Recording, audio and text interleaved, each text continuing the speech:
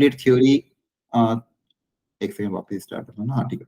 तो determinant matrix आज जो हम स्टार्ट करने वाले हैं उसमें थ्योरी पूरी कवर्ड है, मेंस और एडवांस दोनों की। तो आपके लिए एज ए शॉर्ट नोट ये वर्क करेगा, ठीक है। इसमें से आप अपना फॉर्मूला लिस्ट बना लेना। जो टॉपिक्स कवर होंगे इस नोट्स में वो सारे ही हैं लगभग, जिससे क्वेश्चंस बन सकते हैं।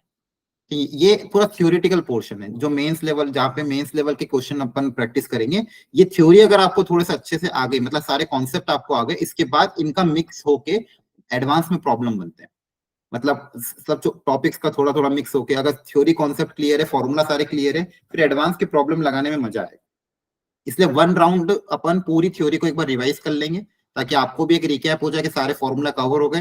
और जो फॉर्मूला आपने अगर इसका फॉर्मूला चार्ट नहीं बना रखा है तो इसका 1 या 2 पेज का फॉर्मूला शीट बना लेना डिटरमिनेंट मैट्रिक्स का। जो जो भी काम की चीजें जो लगता है आप भूल जाओगे, उसका एक फॉर्मूला शीट बना लेना। उसके बाद अगेन अगले लेक्चर में हम जेई एडवांस के इसके पीवाईक्यू सॉल्व करेंगे। आपको मैं शीट आज रात को ही प्रोवाइड करा दूंगा। आज के लेक्चर में हम पूरी थ्योरी कवर कर लेंगे, चलेगा सबको? Yes sir. ठीक है, तो आज के लेक्चर में अपन सारी थ्योरी कवर कर लेंगे, जो एडवांस के जो क्वेश्चंस है उसमें यूज होगी। फिर आप घर पे जाके एक बार वो 15 क्वेश्चन जो एडवांस के उनको एक बार अटेम्प्ट करना, फिर उन्हीं 15 क्वेश्चन को अपन डिस्कस कर लेंगे। उसमें सारे पीवाईक्यू भी कवर्ड है, तो अपना इस चैप्टर का काम हो जाएगा। ठीक है, इसके बाद एक और प्रैक्टिस शीट में दूंगा जिसमें बाइनोमियल और डिटरमिनेंट मैट्रिक्स दोनों के मिक्स प्रॉब्लम होंगे, वो भी हम एक लेक्चर में डिस्कस कर लेंगे, ताकि 2 टॉपिक जो लगभग 4 क्वेश्चन का वेटेज कवर करते हैं वो हमारे हो जाएंगे। इसमें हम टाइम भी इसलिए दे रहे हैं क्योंकि ये दोनों ही हाईएस्ट वेटेज टॉपिक है। ठीक है, चलो करते हैं स्टार्ट। सबसे पहले नमस्ते। नमस्ते नमस्ते। ठीक है, तो स्टार्ट करते हैं। देखो ये सारा टॉपिक है, जो जो बेसिक होंगे उनको मैं फटाफट आगे छोड़ते छोड़ते आगे बढ़ता जाऊंगा। जहां पे मुझे लगता है टाइम देने की जरूरत है वहां पे हम टाइम देंगे, अदरवाइज चीजें आगे फटाफट कवर करते हुए निकलेंगे। कहीं पे भी किसी को दिक्कत हो अगेन अनम्यूट करके पूछ लेना। चलो स्टार्ट करते हैं। स्क्वायर मैट्रिक्स के बारे में सबको पता ही है, जल्दी जल्दी बोलते जाओ। जिसका क्या होता है? Sir rows and column same होते हैं इसके। हाँ, रोज एंड कॉलम सेम होते हैं। n क्रॉस n को स्क्वायर मैट्रिक्स बोलते हैं। ठीक है, number of rows equal to number of column. Triangular matrix में अपर ट्रायंगुलर किसको बोलते हैं? सर ऊपर वाले सारे जीरो के नीचे एलिमेंट होंगे। हाँ, अपर ट्रायंगुलर मतलब एलिमेंट जीरो कहाँ पे होने चाहिए? नीचे के ऊपर? नीचे सर नीचे। हाँ, अपर में नीचे जीरो होंगे और लोअर ट्रायंगल में ऊपर जीरो होंगे। ठीक है, ये सर ये लोअर ट्रायंगल हो गया, ये अपर ट्रायंगल हो गया, है ना? Yes sir. डायगोनल मैट्रिक्स में ध्यान रखना कि डायगोनल के एलिमेंट के अलावा जो बचे हुए एलिमेंट है उन सब क्या होंगे? जीरो। डायगोनल एलिमेंट के अलावा जो बचे हुए एलिमेंट है वो सब क्या होंगे? जीरो। और डायगोनल एलिमेंट जीरो और नॉन जीरो कुछ भी हो सकता है, लेकिन डायगोनल के अलावा ये जो एलिमेंट है, ये 3 और ये 3, ये कितने होंगे? इनको कंपलसरी जीरो होना ही पड़ेगा। क्लियर है?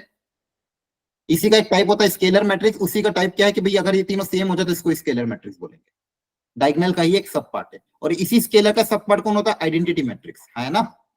Yes sir. Yes sir. सारे ये एलिमेंट 1 होते हैं, बच्चे सारे के सारे क्या हो जाते हैं? 0 0 0। ठीक है, चलो एक सेकेंड ना, अरे मैं आवाज कम करो।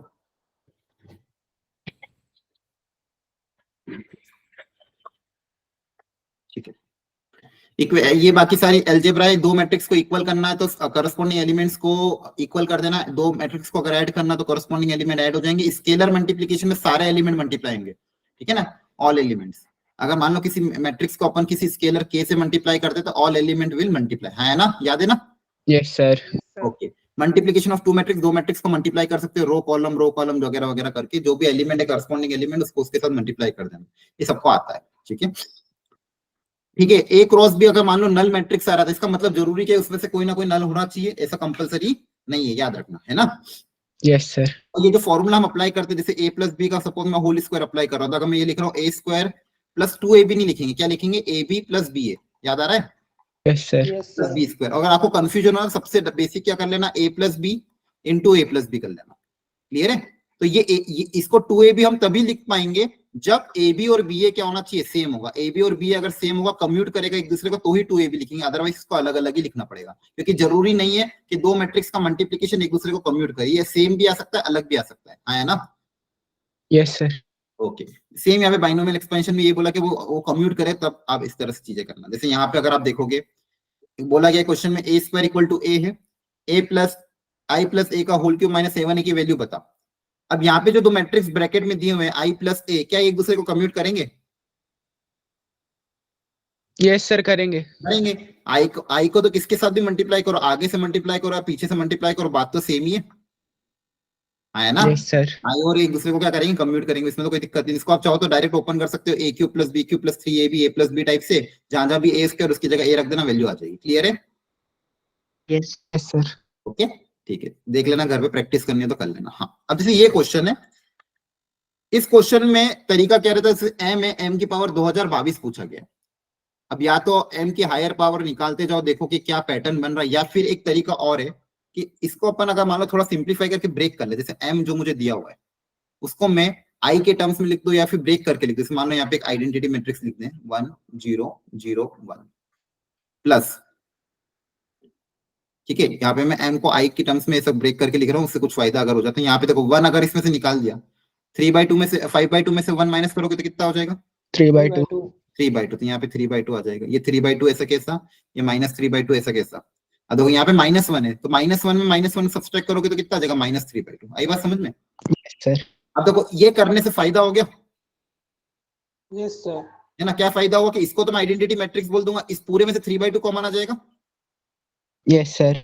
अंदर क्या बचेगा, 1 1 -1 1। ओके, यहां तक हम आ गए। अब ये एक नया मैट्रिक्स आया, इसको अभी के लिए कुछ बोल देते थे, m equal to I plus, इस पूरे को चाहो तो a बोल, बचेगा ना वो। हाँ -1, ठीक है। इस पूरे को मान लो अभी के लिए a बोल दिया मैंने, क्या बोल दिया, a। अब मुझे क्या चाहिए, m की हायर पावर चाहिए, m की मुझे पावर चाहिए 2022। m की पावर 2022 मतलब i प्लस a की पावर 2022। अरे बोलो। Yes sir. ठीक है, अब यहाँ पे क्या है, i प्लस a, अब ये एक दूसरे को कम्यूट कर, मैं बाइनोमियल एक्सपेंशन जैसे x को एक्सपांड कर सकता हूँ, है ना।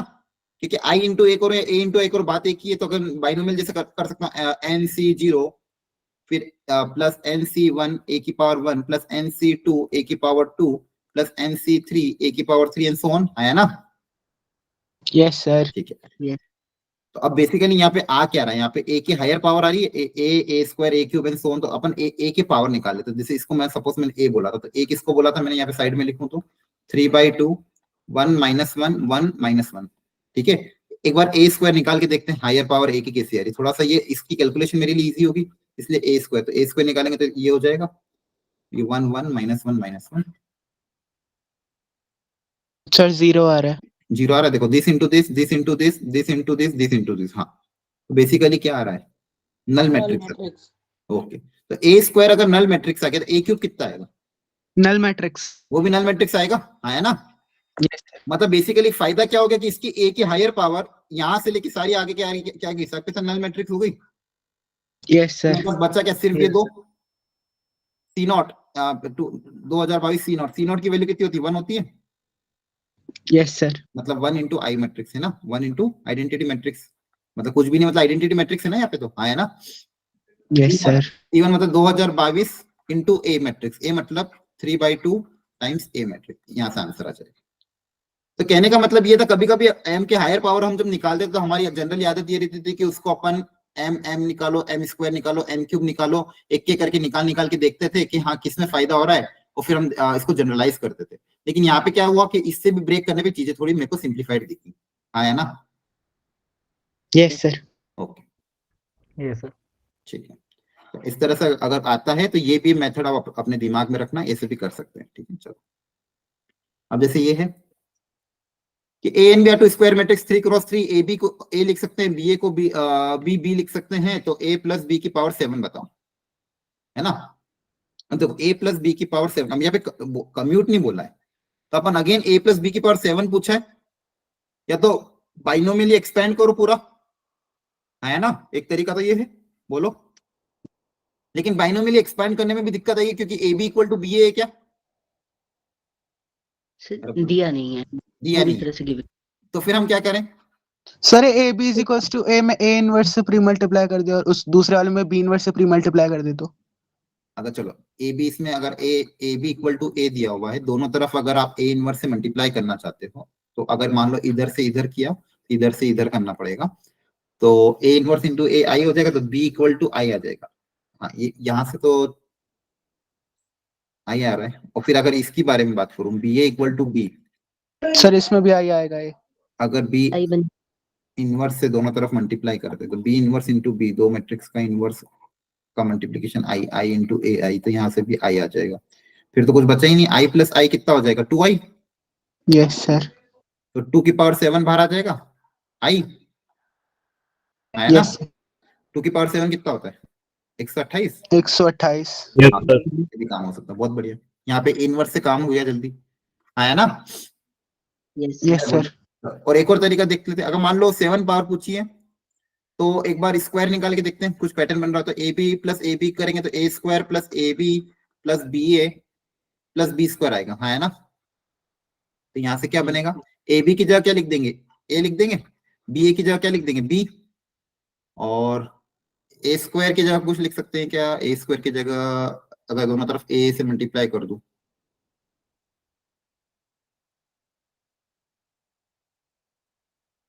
नहीं उससे फायदा नहीं होगा। तो यहाँ से क्या बनेगा, A square plus B square plus A plus B. इसको सिंप्लीफाई कुछ किया जा सकता है क्या, और कुछ। सर मैंने पढ़ा था ये जो गिवन होता है ना, तो इससे ए स्क्वायर ए बराबर होता है इसमें, जब ऐसी चीज गिवन होती है तो। लेकिन प्रूव कैसे करोगे, ए स्क्वायर और ए बराबर क्यों होगा। तो हम दोनों को मल्टीप्लाई करेंगे तो हो जाएगा। अच्छा, ए बी और ए बी ए को, ये सर जो गिवन है ए बी इक्वल टू ए, करके देख लेते हैं। अगर इन दोनों को मैं मल्टीप्लाई करूं, ए बी को मल्टीप्लाई करें बी ए के साथ, तो इधर बनेगा ए इंटू बी। यहाँ पे ब्रैकेट्स को तो चलो अपन ने मान लो लगा दिया साथ में, तो बी स्क्वायर क्रिएट होगा। यहाँ से क्या बनाओगे, पर ए बी स्क्वायर ए बन रहा है, नहीं। फिर एक बार बी ए बराबर बी में ए मल्टीप्लाई करके देखिएगा। अच्छा हाँ, ये करके देख लेते हैं चलो। अगर एक बच्चा बोल रहा है सर बी ए बराबर बी में ए मल्टीप्लाई करके देखे आगे की तरफ, चलो आगे की तरफ ए मल्टीप्लाई कर दिया, तो ए बी की जगह मैं ए लिख सकता हूँ। हाँ देखो यहां से आ रहा है, दिख रहा है। देखो मैंने क्या करा, बी ए बराबर ए दिया हुआ था, यस सर। है ना। तो मैंने दोनों तरफ आगे की तरफ ए मल्टीप्लाई कर दिया, आगे की तरफ क्या मल्टीप्लाई कर दिया, ए। तो ये जो ए बी था इसकी जगह वापस ए लिख दिया, और ये Yes, ए sir. ऐसा, ठीक है। और ए बी की जगह वापस क्या लिख दिया, ए लिख दिया, तो ए स्क्वायर ए के बराबर आ गया, तो ये भी ए के बराबर, और इसी तरह से ये भी बी के बराबर। तो A B plus A B कितना हो जाएगा, twice of A plus B, है ना। Yes sir. Yes sir. तो यहाँ से मेरे पास एक पैटर्न क्या है कि ए प्लस बी का होल स्क्वायर क्या है, twice of A plus B. एक बार क्यूब निकाल के देख लेना, तो क्यूब कैसे निकालोगे, ए प्लस बी का whole square into A plus B. A plus B का होल स्क्वायर कितना है, twice of A plus B into A plus B. अब देखो A plus B into A plus B, A plus B का whole square, ये वापस कितना आ जाएगा, twice of A plus B. तो बेसिकली ये कितना आ रहा है, 2 square times A plus B. तो मतलब देखो स्क्वायर जब पावर 2 थी, यहाँ पे 2 की पावर 1 आया, ए प्लस बी। पावर 3 थी तो 2 की पावर 2 ए प्लस बी। पावर 7 होगा तो 2 की 2 पावर की पावर 6 आना ए चाहिए। प्लस तो यहाँ पे तो मेरा 7 आ रहा है,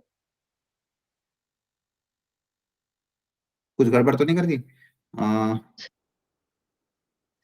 उसमें हमने ए और बी को आई मान रखा था ना, यहाँ तो हमने ए प्लस बी के टर्म्स में निकाला था।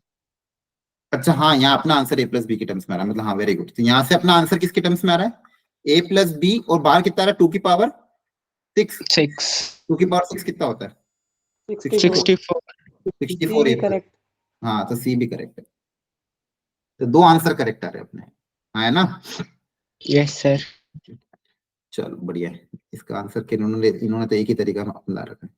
लेकिन ये भी तरीका सही है कि आप ए इनवर्स से दोनों तरफ मल्टीप्लाई कर दो, प्रोवाइडेड। अच्छा यहाँ पे बस सिंगुलरिटी के बारे में बता नहीं रखा है, अपन मान तो रहे कि नॉन सिंगुलर है, लेकिन अगर वो दिया नहीं तो शायद ये तरीके में अपन को सोचना पड़े, ठीक है। Yes sir. क्योंकि सिंगुलर के बारे में बोला नहीं गया है। चलो ट्रांसपोज से क्या समझते हो, रोज और कॉलम को आपस में इंटरचेंज कर देते तो क्या होता है, ट्रांसपोज होता है। Yes sir. ठीक है, तो ट्रांसपोज प्रॉपर्टी ध्यान रखना, ट्रांसपोज का ट्रांसपोज ले लोगे तो वापस ए मैट्रिक्स मिल जाएगा। ए प्लस बी का होल ट्रांसपोज, एडिशन सब्ट्रैक्शन में ट्रांसपोज अलग अलग हो जाते हैं। कोई कांस्टेंट के है तो कांस्टेंट के को आप बाहर निकाल सकते हो। प्रोडक्ट में अगर ट्रांसपोज है तो उल्टा हो जाएगा, B transpose into A transpose, है ना। Yes sir. ओके, प्रोडक्ट में ट्रांसपोज क्या हो जाते हैं, उल्टे हो जाते हैं। अब चाहे 3 भी हो ना, तो सी ए बी सी ए तो क्या हो जाएगा, C transpose B transpose A transpose. Power भी ध्यान रखना, पावर को भी इंटरचेंज कर सकते हो, ए की पावर एन का होल ट्रांसपोज है तो आप उसको चाहो तो ए ट्रांसपोज की पावर एन भी लिख सकते हो। कहने का मतलब मान लो किसी ए क्यूब का ट्रांसपोज निकालना या फिर ए का ट्रांसपोज निकाल के उसका होल क्यूब लेना, बात क्या है, सेम ही है। क्लियर है? Yes sir. जैसे जे में क्वेश्चन इस तरह से आया था, पढ़ो एक बार। अब P 3x3 matrix P transpose equal to this, then there exists a column matrix X Y Z which is not equal to 0, तो इसमें से कौन सा ऑप्शन करेक्ट होगा? अच्छा क्वेश्चन है, करो ट्राई एक बार, दिमाग लगाओ, ऑप्शन में जो चीजें पूछी गई है कौन सा ऑप्शन करेक्ट होगा। बेसिकली px पूछा गया, px x के बराबर होगा, 2x के बराबर होगा, माइनस x के बराबर होगा या नल मैट्रिक्स होगा। क्वेश्चन में कंडीशन इतनी सी दी है आपको, लगाओ दिमाग।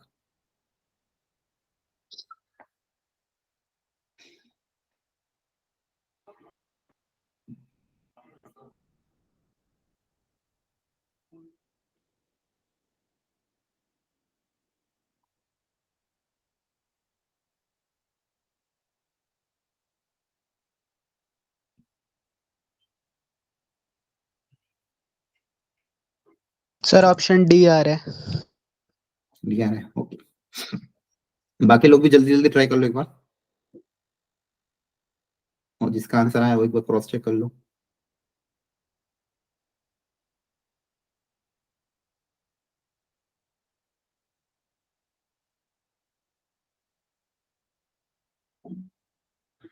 ठीक है, अब बेसिकली P इंटू एक्स का रिलेशन क्रिएट करना और देखना वो x या किसके बराबर है। मेरे को सिर्फ क्या दिया हुआ है, x एक कॉलम मैट्रिक्स है, बस इतना सा बोला गया। और रिलेशन जो एक ही रिलेशन मुझे गिवन है, P transpose equal to 2P plus I, और मुझे क्या क्रिएट करना है, P इंटू एक्स क्रिएट करना है। तो क्या करें सर? ट्रांसपोज कर दो फिर से इक्वेशन को। हाँ, अब देखो यहाँ पे रिलेशन एक ही दिया हुआ है और एक और रिलेशन कुछ ना कुछ डेवलप करना है ताकि चीजें थोड़ी सी सिंप्लीफाइड दिखे। तो अब मेरे पास और कुछ क्वेश्चन में बोला ही नहीं कि कुछ है मेरे पास, तो मैं एक ही चीज क्या कर सकता हूँ कि भाई एक बार ट्रांसपोज लेके देख लेते हैं, वहां से कोई ना कोई एक रिलेशन क्रिएट हो जाएगा।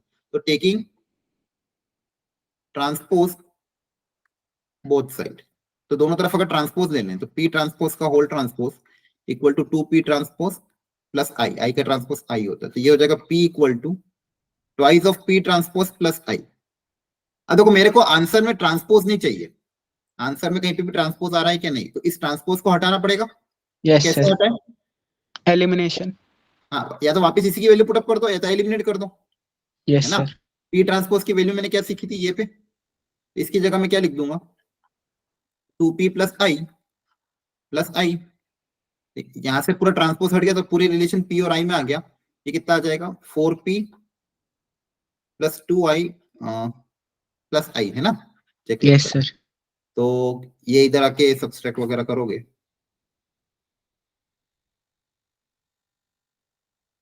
तो कितना आ रहा है, P is equal to minus I। Yes sir. है ना। ये 3P इक्वल टू 3I आ रहा है, तो P equal to minus I।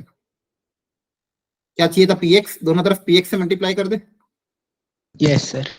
तो PX इक्वल टू कितना आ जाएगा, माइनस X। आपकी बात समझ में? Yes sir.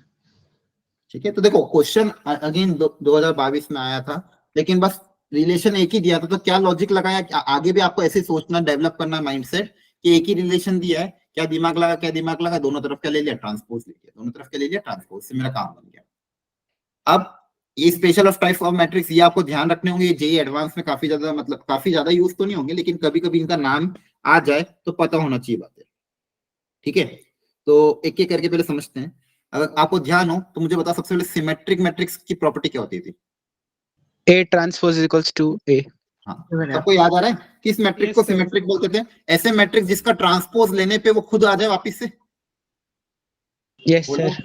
ठीक है, ऐसे मैट्रिक्स जिनका ट्रांसपोज लेने वो खुद आ जाए, इसको सिमेट्रिक। स्क्यू सिमेट्रिक की क्या प्रॉपर्टी होती थी? सर माइनस से आएगा। हाँ, माइनस से ट्रांसपोज लेने के माइनस टाइम्स A आ जाए। पूरे जो भी मैट्रिक्स दिया हो चेक करना स्क्यू सिमेट्रिक है कि नहीं है, तो उस पूरे का ट्रांसपोज लेने पे माइनस टाइम्स A आ जाए तो उसको स्क्यू सिमेट्रिक। और इसकी एक प्रॉपर्टी और क्या होती है, इसके डायगोनल एलिमेंट कैसे होते थे, 0। इसके डायगोनल एलिमेंट कैसे होते थे, 0। ठीक है, वेरी गुड। ऑर्थोगोनल की क्या प्रॉपर्टी थी? A ट्रांसपोज आइडेंटिटी के बराबर होगा। हाँ, A इंटू A ट्रांसपोज का अगर प्रोडक्ट करूं तो वो प्रोडक्ट आइडेंटिटी मैट्रिक्स के क्या आना चाहिए, बराबर आना चाहिए, है ना। Yes sir. ठीक है, ध्यान रखना। अच्छा मुझे एक चीज और बताओ, ये जो स्क्यू सिमेट्रिक मैट्रिक्स होता था, अगर इसका ऑर्डर ऑड है, एक चीज और होती थी शायद कुछ, सर अगर डिटरमिनेंट इसका 0 आता था। हाँ इसका अगर ऑर्डर ऑड है, ये इसका डिटरमिनेंट अगर मैं ले लूं तो कितना आएगा? 0। बस ये Zero. order होना चाहिए ऑड। याद आ रहा है? Yes sir.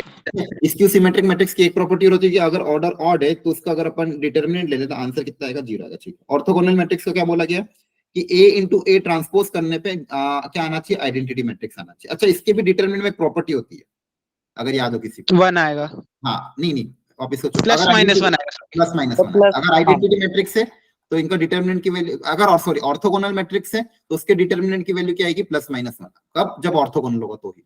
याद रखना। आगे बात समझ में? Yes sir. yes sir.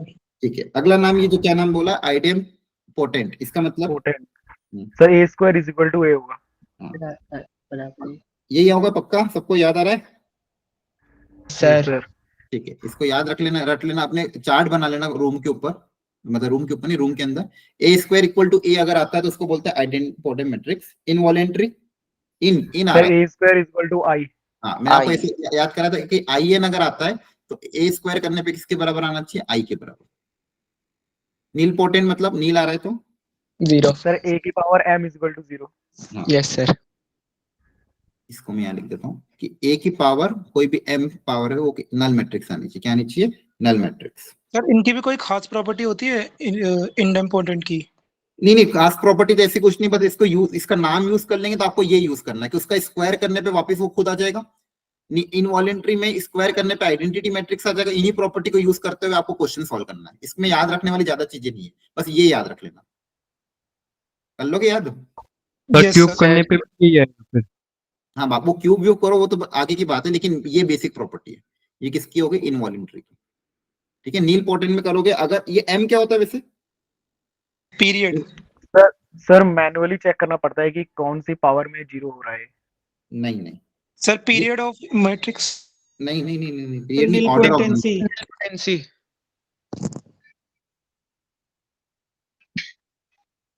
ठीक है, यस मतलब ऑर्डर नहीं है, बेसिकली ऑर्डर नहीं बोलते हैं। ऑर्डर तो चलो कुछ भी हो सकता है, लेकिन अगर मान लो उसको ऑर्डर मान लो n क्रॉस n भी हुआ, लेकिन अगर ए की पावर m 0 आ रहा है तो ये m को अपन नाम देते हैं क्या? Degree of nilpotency. हाँ डिग्री बोल दो, ऑर्डर बोल दो, ऐसा बोल सकते हैं। m is degree. सर मतलब इसका मतलब यही होगा ना कि कब ये 0 हो जाएगा मल्टीप्लाई करने में। हाँ कब 0 हो जाएगा। ठीक है, और इसमें एक चीज, इसमें एक इसके साथ एक कंडीशन और लिखते थे, इसकी जो लोअर पावर है वो कैसी होनी चाहिए? Non zero. Non non zero होनी चाहिए। ये सब भी कुछ था शायद। हाँ इसके बाद आता था सिंगुलर तो बता दो डायरेक्ट। डिटरमिनेंट 0। एक मिनट, क्या डिटरमिनेंट 0। डिटरमिनेंट 0। नॉन सिंगुलर मतलब डिटरमिनेंट नॉन जीरो। ठीक है, तो ये सारे याद रख लोगे ना? Yes sir. ये सर थ्योरी एक वो भी होता था ना हर्मिटियन टाइप का, कुछ नहीं, याद आ वो- रहा है हर्मिटियन। हाँ वो अपन करेंगे इसके बाद, उसमें जब कॉन्जुगेट लेके फिर उसमें कॉम्प्लेक्स नंबर मिक्स होके आता है वो। लेकिन अभी फिलहाल काम की ये है। क्लियर है? चलो, A and B are 3 cross 3 symmetric and skew symmetric. Which of the following is not correct? कर लो ट्राई जल्दी से, 30 second. Which of the following is not correct?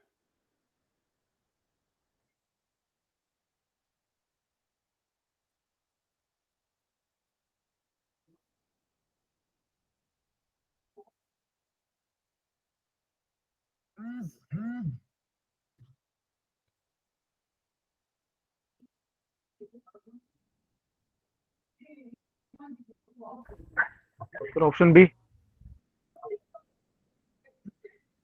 देखते हैं।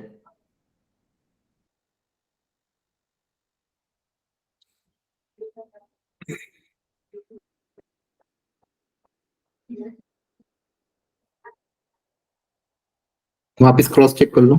सर सी आ रहा है। देखो ऐसे क्वेश्चन कभी भी आए ना, हमेशा बेसिक प्रॉपर्टी अप्लाई करो। ए के बारे में बोला सिमेट्रिक, तो जैसे लिख दो ए सिमेट्रिक मतलब ए ट्रांसपोज किसके बराबर होगा? ए के बराबर।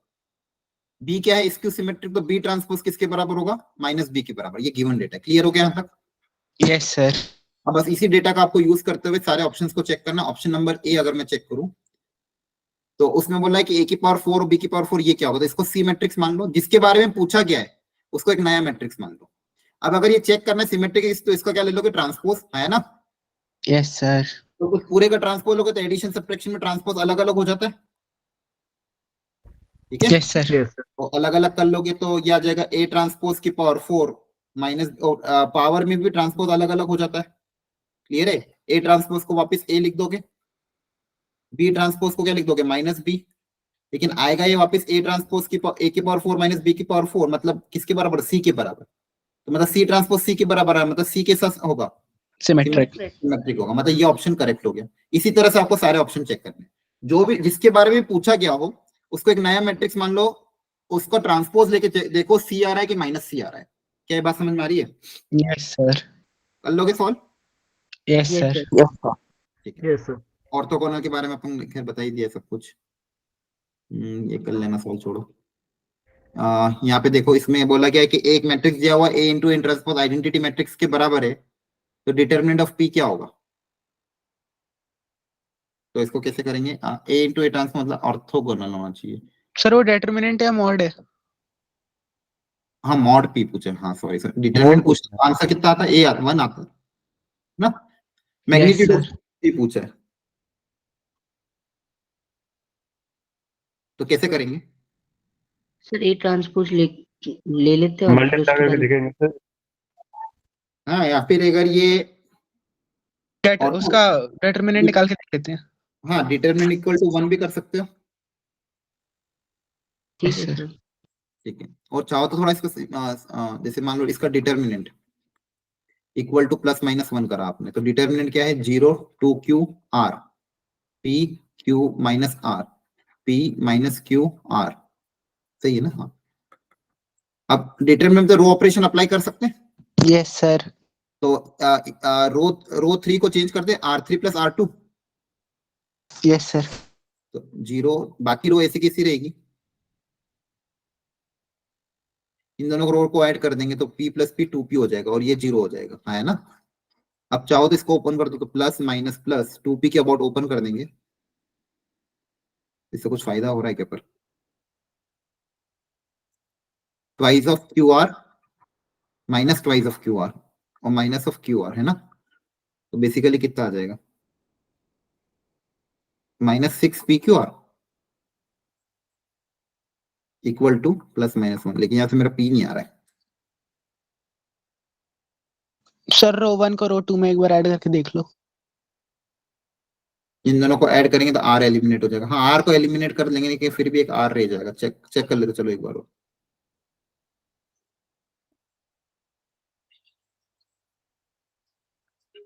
देखो आंसर क्या आ रहा है, इसको ट्राई कर लो जल्दी से सब लोग। अपन को निकालना p है, सॉरी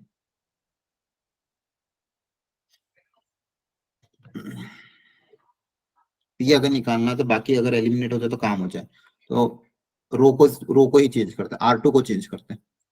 तो R2 चेंजेस टू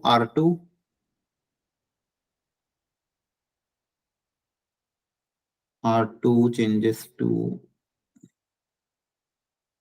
R2 में क्या करें, R1 ऐड करें और R3 को अगर चेंज करेंगे, R3 changes to R3 plus R2,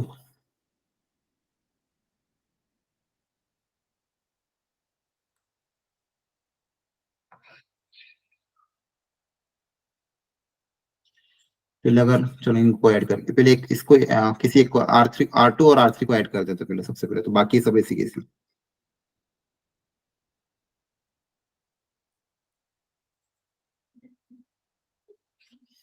अब अपन मान लो R3 को चेंज करें, R3 माइनस R1,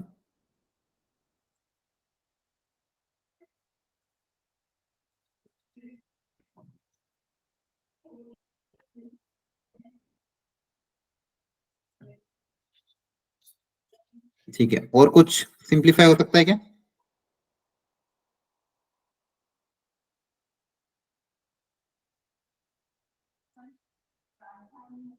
आएगा तो PQR ही वापिस से भी, है ना। Yes sir.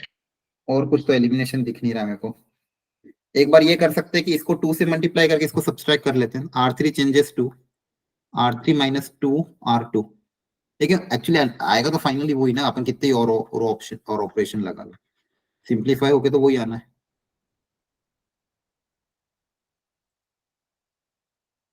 Yes sir.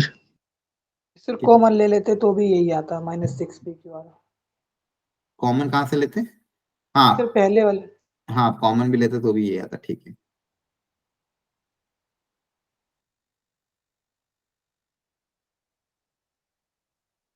Six P Q है तो मतलब कुछ और ही करना पड़ेगा, डिटरमिनेंट से तो काम नहीं हो रहा, मतलब अपनी अप्रोच गलत जा रही है, तो कुछ और सोचो। क्या बोला गया? A into A transpose equal to identity matrix, तो पी का मैग्नीट्यूड बताओ, तो ए ऑर्थोगोनल अगर हो जाएगा, तो ऑर्थोगोनल की और कुछ प्रॉपर्टी होती है जो अपन मिस कर रहे हैं? इसके ट्रांसपोज से प्रोडक्ट ही कर दे तो उससे तो आइडेंटिटी, कॉलम में जो एलिमेंट्स होते हैं उनका मैग्नीट्यूड 1 के बराबर होता है।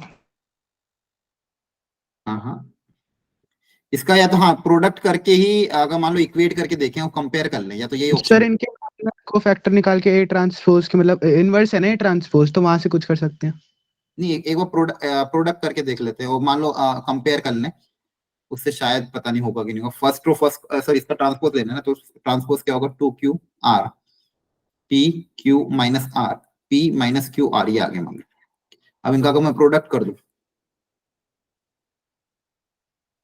तो प्रोडक्ट में देखो, फर्स्ट रो फर्स्ट कॉलम, कुछ फायदा हो रहा है, 4Q square plus R square. फिर यहाँ पे वाला एलिमेंट क्या आ जाएगा?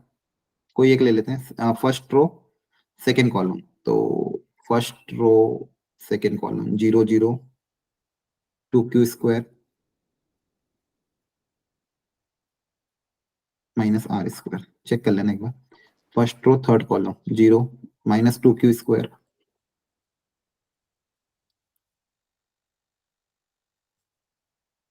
Plus R square.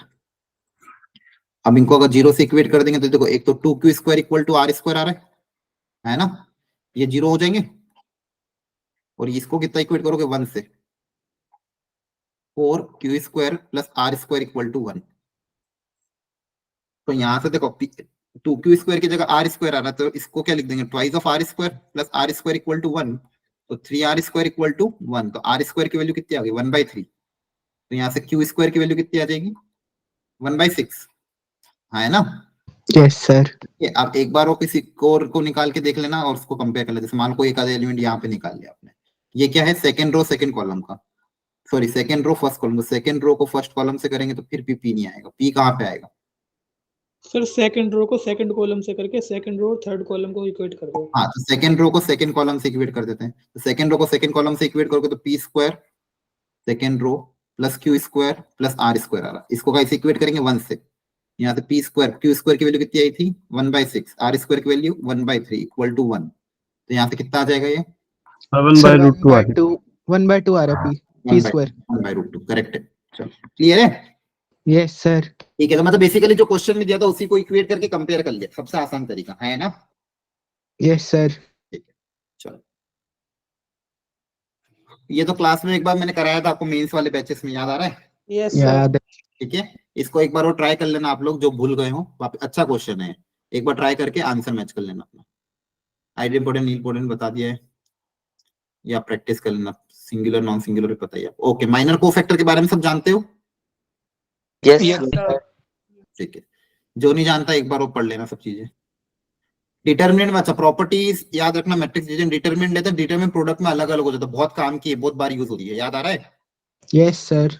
ठीक है, डिटरमिनेंट जो होता है प्रोडक्ट में अलग अलग आप कर सकते हो, 3 हो 4 हो, तो डिटरमिनेंट को प्रोडक्ट में अलग अलग कर सकते हो। के अगर है मैट्रिक्स के साथ, जैसे मान लो कोई मैट्रिक्स से ए, उसको के से मल्टीप्लाई, इसका होल डिटरमिनेंट ले लिया है, तो अगर इसका ऑर्डर एन है, इसको बाहर निकालना है, तो के की पावर एन बन के बाहर आएगा, याद रखना, बहुत काम की चीज है। क्लियर है? Yes sir. Yes sir. 3x3 matrix से मैंने करा 5A, ये एक नया मैट्रिक्स बन गया। अब इस नए मैट्रिक्स का अगर मैं डिटरमिनेंट ले लूं, तो 5 कैसे बन के बाहर आएगा? बताओ, 5 की पावर क्या बन? क्लियर है? 3x3 मैट्रिक्स है तो, अरे बोलो। 3x2 लग रहा था इसलिए कंफ्यूज हो गया। अच्छा अच्छा अच्छा, 3x3 स्क्वायर की यस सर। हाँ, है ना? क्लियर है? अरे बोलो। Yes sir. ठीक है, ये ट्राई कर लेना, सब बेसिक क्वेश्चन है। हायर पावर वाले में से एक क्वेश्चन ये रहा, इसको भी ट्राई करना, हायर पावर निकाल निकाल के देख लेना, या फिर इसमें से कॉमन ले लेना, ठीक है। Yes sir. Properties of determinant, तीनों रो ऑपरेशन लगाने पे कुछ फर्क नहीं पड़ता है बेसिकली। देखो अगर मान लो किसी दो रो को आपस में इंटरचेंज कर दे तो क्या फर्क पड़ता है? माइनस। हाँ, माइनस हो जाता है डिटरमिनेंट। माइनस लग जाता है। जैसे मान लो डिटरमिनेंट क्या हो जाता है, माइनस टाइम्स हो जाता है ना। Yes, sir. Yes sir. तो मैं शॉर्ट में लिख रहा हूँ। और अगर ये वाला ऑपरेशन लगे R I changes to R I plus K R J, तो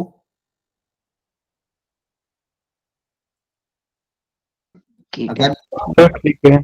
नो चेंज, कुछ चेंज होता है क्या? No sir. नो नहीं। सर। डिटरमिनेंट में अगर ये ऑपरेशन लगाते तो कोई फर्क नहीं पड़ता है। क्लियर है ना? Yes sir. अब यहां से मान लो डिटरमिनेंट ये 2 6 8 4 10 12 2 2 8, इसमें से अगर मान लो मुझे 2 कॉमन लेना है, अगर सॉरी डिटरमिनेंट है, मान लो क्या है डिटरमिनेंट, तो 2 कॉमन अगर लेना है तो सब में से 2 कॉमन आएगा क्या? सर ठीक है, एक दो रो या एक कॉलम में से आएगा। हाँ, एक बार में एक रो या एक कॉलम में से आता। मान लो फर्स्ट वाली रो से मैं अगर 2 निकाल रहा हूँ तो 2 बाहर आ जाएगा, तो यहाँ पे क्या बचेगा 1 3 4, बाकी सब ऐसी कैसी रहेगी। तो डिटरमिनेंट में सब में से कॉमन आता है कि नहीं? किसी एक रो या किसी एक कॉलम से ही कॉमन आता है। क्लियर है? Yes sir. ठीक है।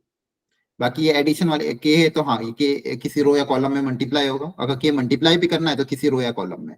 इस तरह से एडिशन में तो अलग अलग ब्रेक होता है, ये भी काम आती है। ठीक है, बोलो। Yes, sir. सर ओके,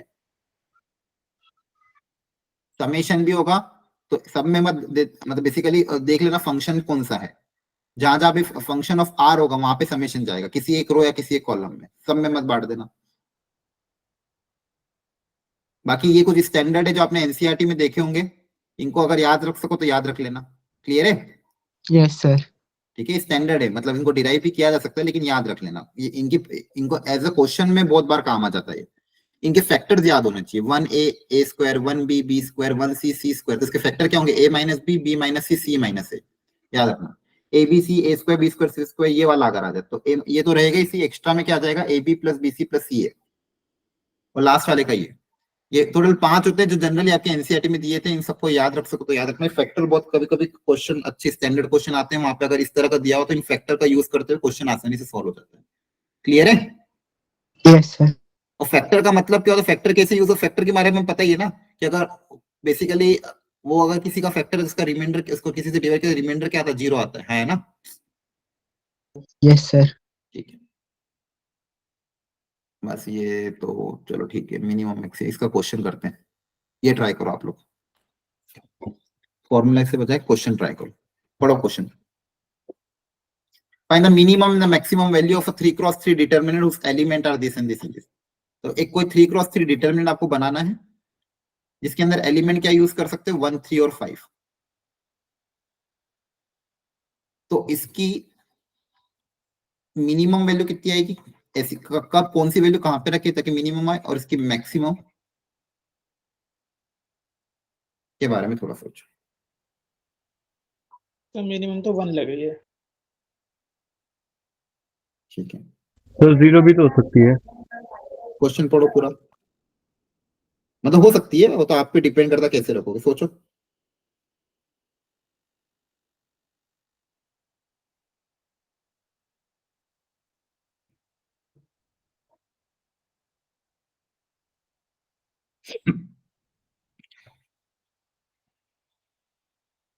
एक सेकंड है, कॉल आ रहा है, आप ट्राई करो तब तक।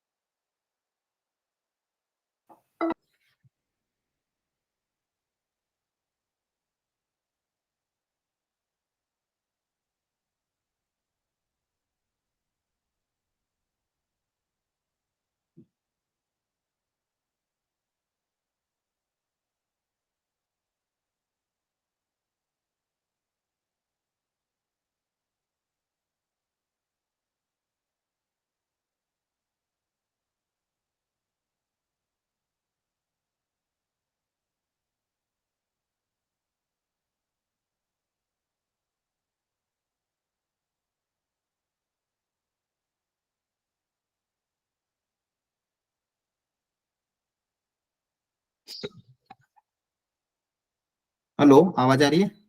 Yes sir. मैंने माइक अनम्यूट नहीं करा था क्या? मैंने फोन पे बात कर रहा था। चलो ठीक है। क्या कह रहा था मैं? हाँ, क्वेश्चन क्या था अपना कि हाँ मिनिमम मैक्सिमम। ठीक है, देखो इसका कॉन्सेप्ट क्या होता है पहले अगर समझना चाहो तो देख लो कि क्या कह रहा था मैं? हाँ, मिनिमम मैक्सिमम निकालना करें ना, जैसे मान लो कोई भी मैट्रिक्स है, मान लो 3x3 लेते हैं, जनरली यही आता है क्वेश्चन। इसके एलिमेंट मान लो A1 B1 C1 A2 B2 C2 A3 B3 C3, इस तरह से मान लो कुछ ले लिया। तो याद रखना, अगर अच्छा आप क्या बता रहे थे? मिनिमम 1? नहीं सर, 1 तो बिल्कुल नहीं होगी। हाँ, क्या नेगेटिव भी तो आ सकती है ना? Yes sir. इस तरह से अपन वैल्यू पुट अप करते हैं नेगेटिव आ जाए। ठीक है, तो अपन को पता नहीं एक्चुअली में कितना मिनिमम आ सकता है, कुछ भी आ सकता है, नेगेटिव भी हो सकती है आंसर। ठीक है, ऐसा जरूरी नहीं कि सब में 1 1 1 रख दो तो आंसर 1 आ जाए, वो भी जरूरी नहीं है। मिनिमम में नेगेटिव में भी जा सकता है और मैक्सिमम में कितना पॉजिटिव भी जा सकता है। तो इसमें लॉजिक क्या होता है बेसिकली इसका, जब डिटर्मिनेंट, एक सेकंड, डिटर्मिनेंट, तो डिटर्मिनेंट जब इसका बनाते हैं अपन, तो अगर मुझे मैक्सिमम चाहिए तो मैक्सिमम लाने के लिए आपको क्या करना है कि जो नॉन डायगोनल एलिमेंट है, नॉन डायगोनल एलिमेंट कौन कौन से होंगे यहाँ पे? A2 A3 B3 और B1 C1 C2। तो नॉन डायगोनल एलिमेंट को आपको मैक्सिमम वैल्यू पुटअप करनी है और डायगोनल एलिमेंट में आप पुटअप करना मिनिमम वैल्यू। डायगोनल में अगर आप मिनिमम पुटअप करोगे A1 B2 C3, हाँ, डायगोनल में आपको क्या पुटअप करनी है? मिनिमम। तो अगर डायगोनल में कम से कम वैल्यू रखी और नॉन डायगोनल में से ज्यादा वैल्यू रखी तो आपकी यहाँ से जो वैल्यू आएगी वो क्या आएगी? मैक्सिमम आएगी। ठीक है, इसका लंबा चौड़ा प्रूफ है लेकिन हमको फिलहाल ये रिजल्ट ध्यान रखना है।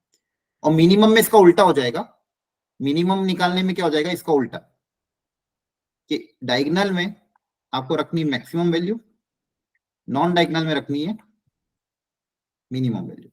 या फिर आप एक चीज ये ध्यान रखना, इससे एक ये भी हो जाता है कि अगर आपने कोई एक निकाल ली, मान लो आपने मैक्सिमम निकाल लिया, मिनिमम निकाल ली, तो मिनिमम निकालने के लिए आप कुछ करना, जो मैक्सिमम है उसके आगे माइनस साइन भी लगा सकते हो, तो इसका आंसर क्या आएगा? सेम ही आता है। तो ये 3 प्रॉपर्टी आप ध्यान रखना। ठीक है, देखो एक ही याद रख लो, एक तो ये और दूसरी कोई, इन दोनों में से कोई एक, मान लो ये। मैक्सिमम निकालने के लिए डायगोनल में मिनिमम रखना है, नॉन डायगोनल में क्या रखना है? मैक्सिमम रखना है। तो एक बार इसकी मैक्सिमम वैल्यू निकालो सब लोग, क्या आएगी? तो डायगोनल में मिनिमम, तो डायगोनल में क्या रखें? 1 है ना, और नॉन डायगोनल में क्या रखें? 5। ये वो पता करना कितनी आ रही है, चेक कर लेना। 176 आई है। 176, ठीक है, एक बार चेक लेना। तो ये मैक्सिमम हो जाएगी, तो मिनिमम कितनी हो जाएगी? -170, डायरेक्ट माइनस लगा देना। क्लियर है? Yes sir. ओके, तो ये याद रख लेना, काम आता है बहुत सी बार। ठीक है, कभी कभी अगर आए तो यूज कर लेना। डायरेक्ट बस फॉर्मूला याद रखना इस केस में आपको। Product of two matrix. ठीक है, अब इस केस में भी जैसे मान लो 2 मैट्रिक्स कंसीडर करते हैं A1, अब ये मैट्रिक्स का प्रोडक्ट याद रखना, सॉरी मैट्रिक्स नहीं, क्या बोल रहा हूँ, डिटरमिनेंट का प्रोडक्ट है ना, product of two determinant. Yes, matrix का प्रोडक्ट करना आता ही है हमें। Yes sir. सर। यहाँ पे A1 B1 C1 और ये A2 B2, मेरी आंखों में पता नहीं आज किसकी नजर लग गई, सारी आंखें बहुत दुख रही है। A3 B3 और C3, सबको समझ में आ रहा है ना? प्रोडक्ट ऑफ टू क्या निकला? डिटरमिनेंट। हाँ, यहाँ पे आपका आ जाएगा x1 y1 z1, यहाँ पे आपका आ जाएगा x2 y2 z2, यहाँ पे आ जाएगा x3 y3 z3। ठीक है, इनका प्रोडक्ट करना। किसी को फॉर्मूला याद है क्या? अगर नोट्स में कभी, मतलब बेसिकली कभी कोई फॉर्मूला शीट में पढ़ा हो तो मैंने पढ़ा था रो रो भी कर सकते हो, रो कॉलम भी, मतलब हर तरफ से कर सकते हो। हाँ कर सकते हैं, आंसर सेम आएगा। ठीक है, तो जैसे मान लो इसको इसके साथ कर दिया तो क्या आ जाएगा? A1x plus B1y plus C1z। ठीक है, फिर इसका इसके साथ A1y plus B1y2 plus C1z2, ये सेकेंड एलिमेंट, और थर्ड एलिमेंट इसका थर्ड रो के साथ, तो A1 Z1 वगैरह बोला। ठीक है, यहाँ पे आ जाएगा तो मैट्रिक्स का ही वो प्रोडक्ट आ जाता है। हो गया। B1 Z2 C1 Z3।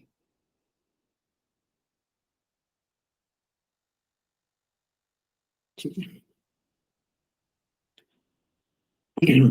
और इसमें मान लो अगर इसका अगर अपन रो वाइज ही करते तो भी आंसर सेम आता क्या?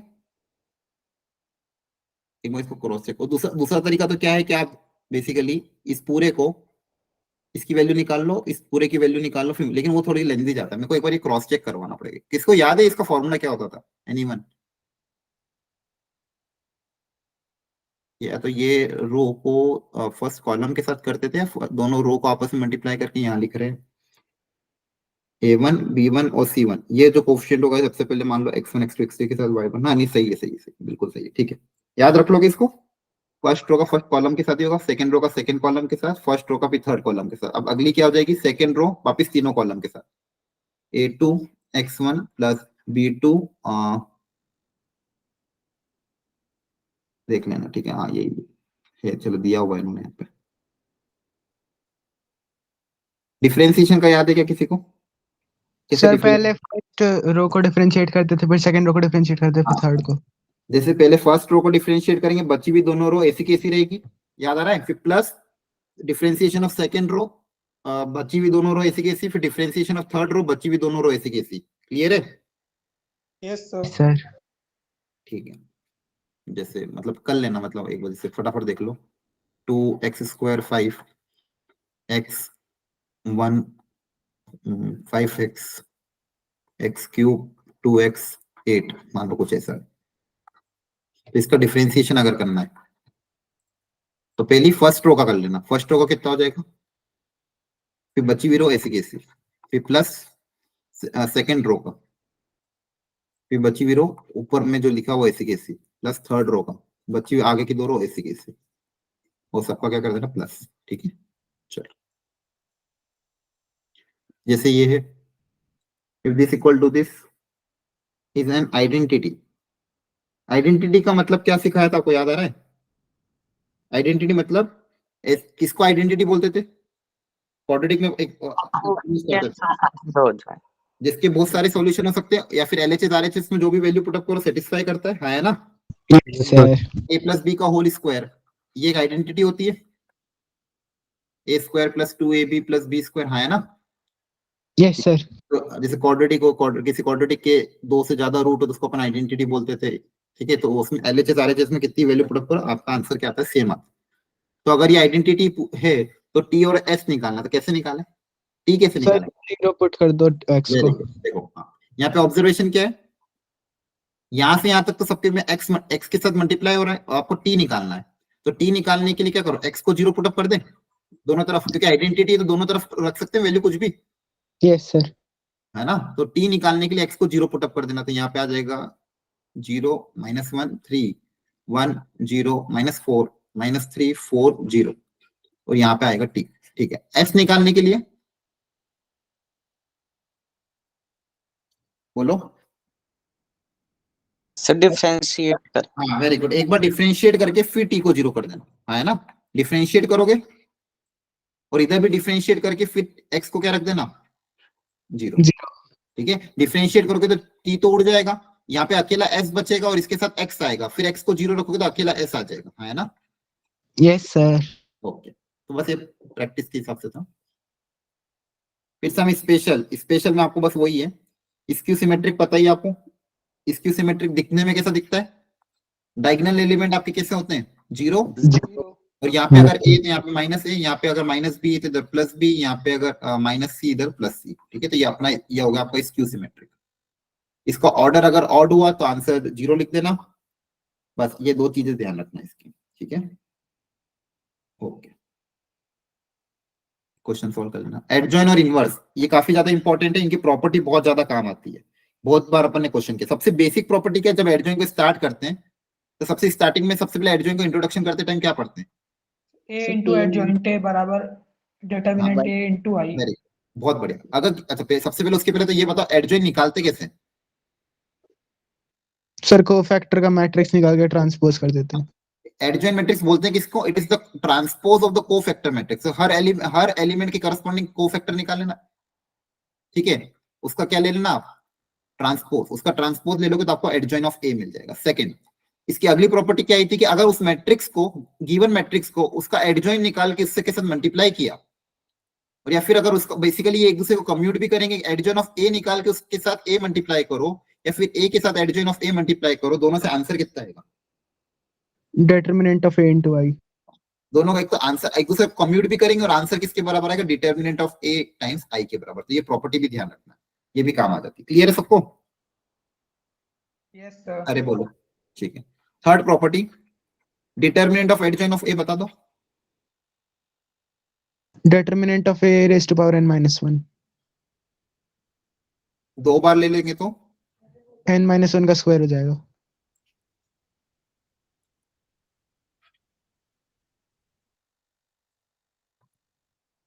n-1 की पावर जितनी बार एडजॉइंट लिया है। ये मान लो आपने लिया p टाइम्स, तो डिटरमिनेंट ऑफ a n-1 की पावर p है ना, जितनी बार एडजॉइन आएगा उतनी बार n-1 की पावर में चढ़ जाएगा। क्लियर है? Yes sir. ओके। जैसे मान लो किसी मैट्रिक्स का ट्रांसपोज लेके उसका एडजॉइन लिया, तो क्या ट्रांसपोज लेने के बाद एडजॉइन लिया है तो उसका मैं एडजॉइन ऑफ ए का ट्रांसपोज लिख सकता हूँ क्या? ट्रांसपोज लेके मतलब एडजॉइन निकाल के ट्रांसपोज कर दो। Yes sir. ठीक है, ओके। तो ये सारी प्रॉपर्टी में एक एक करके लिखते जा रहा हूँ, जो जो याद आ रही आप भी याद करते रहना। पावर वाली प्रॉपर्टी की अगर ए की पावर m है, एडजॉइन ऑफ ए की पावर m अगर ले रहे तो इसकी प्रॉपर्टी क्या होती थी? क्या पावर ऊपर हो सकती है क्या? नो। हो सकती है, याद रखना, पावर को आप बाहर निकाल सकते हो। क्लियर है? प्रोडक्ट में एडजॉइन की क्या प्रॉपर्टी होती है? अगर एडजॉइन ऑफ दो मैट्रिक्स प्रोडक्ट में, तो मल्टीप्लाई हो जाएंगे। कैसे लिखेंगे? सर अगर ए भी दे रखा है तो adjoint of B into adjoint of A हो जाएगा। Adjoint of B into adjoint of A. ठीक है, एक बार सब लोग उसको नजर घुमा लो, याद कर लो जल्दी से। सर एक वो भी होता है ना के वाली। हाँ, के वाली है। हाँ, थैंक यू याद कराने के लिए। के वाली भी एक प्रॉपर्टी होती थी। के वाली क्या होती थी कि एडजॉइन ऑफ, अगर कोई मैट्रिक्स से ए, उसमें अगर के मल्टीप्लाई हो रहा है, के एक स्केलर है, इस के को अगर मुझे बाहर निकालना है तो कैसे लिख सकते तो हैं? ऑर्डर के साथ आएगी पावर। यहाँ पे एडजॉइन के ऑफ की के आ पावर जाएगी, n-1। और के की पावर क्या आती थी? n-1। हाँ, एक ऑर्डर में एक कम वाली पावर बाहर आती थी, याद रखना। क्लियर है? ठीक है, याद रख लोगे? Yes sir. जहाँ पे के एक कांस्टेंट है। और कोई तो नहीं छूट गई? एक बार देख लो। ठीक है, यहाँ तक इतनी थी। सर एक और थी, वो adjoint of A into adjoint of A is equal to determinant of. हाँ, बिना डिटरमिनेंट वाली थी एक प्रॉपर्टी। Yes sir. यहाँ पे लिख देता हूँ ऊपर, एडजॉइन ऑफ ए। तो ये आती थी डिटरमिनेंट ऑफ ए की पावर शायद n-2 इंटू ए। Yes sir. एक बार चेक कर लेना, ये होता है शायद, है ना? Yes sir. ठीक है, तो ये 7 प्रॉपर्टी है, इसको अपने घर पे चार्ट बना के चिपका लेना, रोज सुबह उठ के पढ़ना। क्लियर है? चलो यस सर। क्वेश्चन कर लेते हैं। ये तो आप बेसिक क्वेश्चन है, घर पे ट्राई कर लेना, ये ट्राई करो। चलो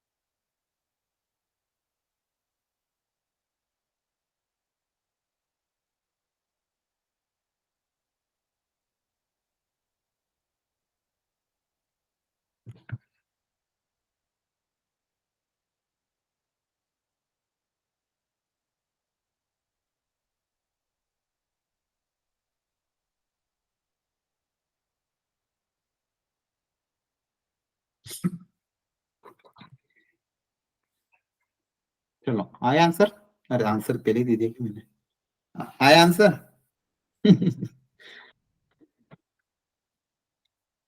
देखो इसके ऐसे क्वेश्चन कभी भी आते तो मैंने आपको तरीका सिखाया था, क्या क्या तरीका सिखाया था। यहाँ पे तो लंबा छोटे सी चीजें दी हुई है। ए और बी 3x3 के बारे में बोला गया, A B equal to I, determinant of A equal to 1/8।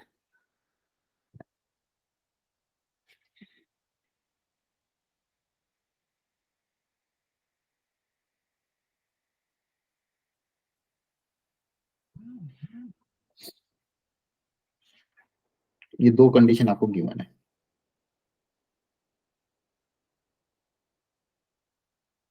और पूछा determinant of adjoint of B और फिर into adjoint of 2a। Sir वो एडजॉइंट अलग अलग कर लेते हैं ना बाहर वाला। ठीक है,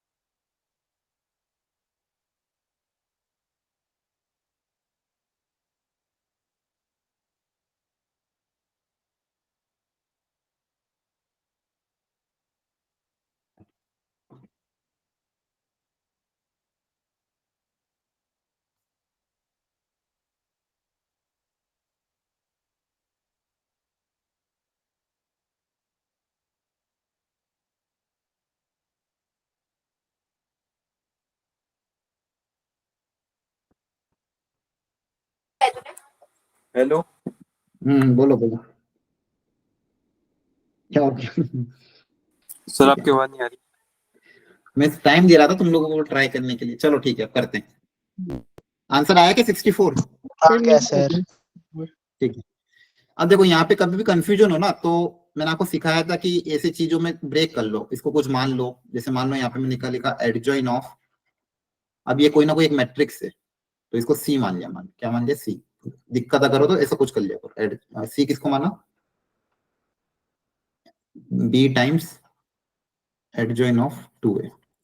या फिर आप क्या कर सकते हो, बी को इतना से रहने दो, उसको सी मान लो, तो भी और आसान दिखेगा। सी इसको मान लेते हैं, ये जो अंदर वाला है ना, इसको सी मान लो, तो यहाँ पे क्या बन जाएगा? Adjoint of B into C matrix. Clear है? प्रोडक्ट में कोई प्रॉपर्टी देखी थी क्या अपन ने? सर वो एडजॉइंट अलग अलग हो जाते हैं ना। अलग अलग हो जाता है ना, लेकिन डिटर्मिनेंट में वो तो अपन ने नॉर्मल देखी थी ना, A B. Sir determinant determinant के अंदर अलग अलग कर लेते हैं, फिर डिटरमिनेंट को भी तोड़ लेंगे। हाँ, वेरी गुड। तो adjoint of B into C को क्या लिख सकते हैं? Adjoint of C into adjoint of B. अच्छा, ये सबको समझ में आ रहा है? हो क्या रहा है? तो दूसरी आ रही है। स्क्रीन दूसरी आ रही है? नहीं सही आ रही है। अब आ गई सर। ठीक है, ओके। अब डिटर्मिनेंट में एडजॉइन अलग अलग हो सकते हैं, तो ये हो जाएगा adjoint of C into adjoint of B. सबसे आसान ये होता है कि इन्हें कुछ मान लो ताकि इतना लंबा चौड़ा दिखे ना। अब एडजॉइन ऑफ सी, सी किसको माना था? अच्छा, पहले इसको देख लेते हैं। एडजॉइन ऑफ सी, तो एडजॉइन ऑफ सी की प्रॉपर्टी मतलब बेसिकली क्या हो जाएगा? एडजॉइन की प्रॉपर्टी क्या होती है? डिटर्मिनेंट ऑफ सी की power n-1। Yes sir. n कितना है?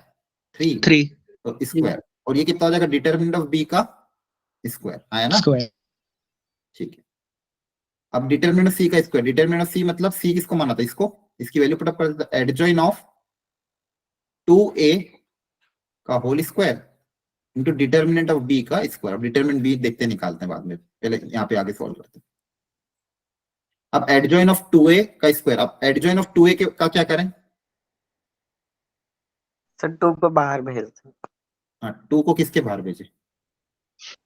देखो अभी अपन ने सर, पढ़ा एडजॉइन ऑफ, सुनो ध्यान से, एडजॉइन ऑफ के ए। तो अगर के को बाहर भेजना है तो के को बाहर कैसे भेजते थे? के की पावर n-1। n-1। तो बहुत धीरे धीरे अप्लाई करने तो गलती हो जाएगी। सबसे पहले 2 को अपन एडजॉइन के बाहर भेज रहे, ध्यान रखना। तो 2 को एडजॉइन के बाहर भेजने में क्या हो जाएगा? 2 की पावर क्या हो जाएगा?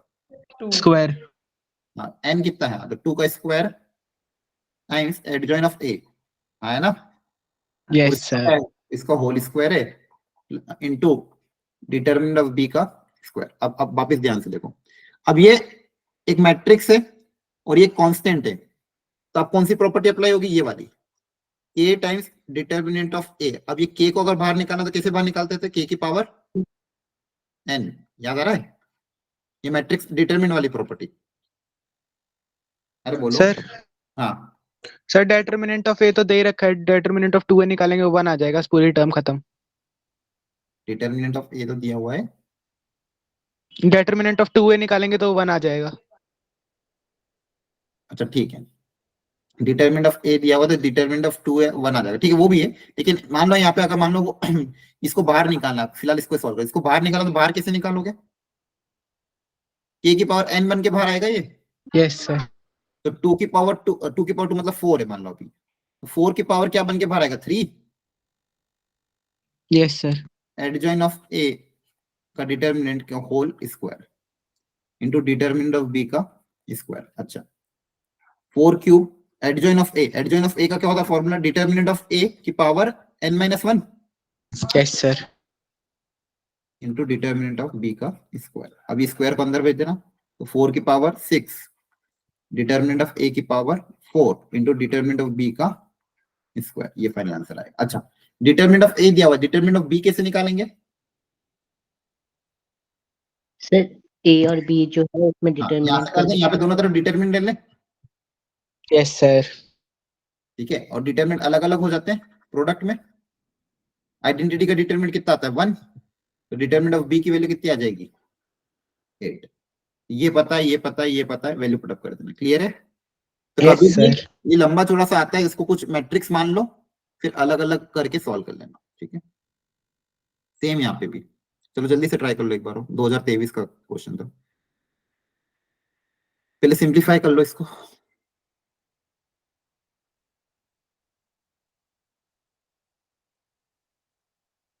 प्रॉपरली करना, गलती ना हो, यहाँ पे दो दो दो अलग अलग जगह, ब्रैकेट्स का ध्यान रखना। सिंप्लीफाई करो पहले इसको, फिर सिंप्लीफाई करके डिटरमिनेंट ऑफ ए की पावर निकालो कितना है।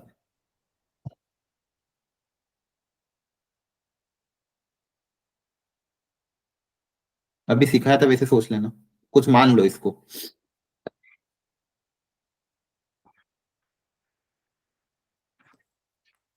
या फिर जैसा सही लगे वैसा ट्राई करो।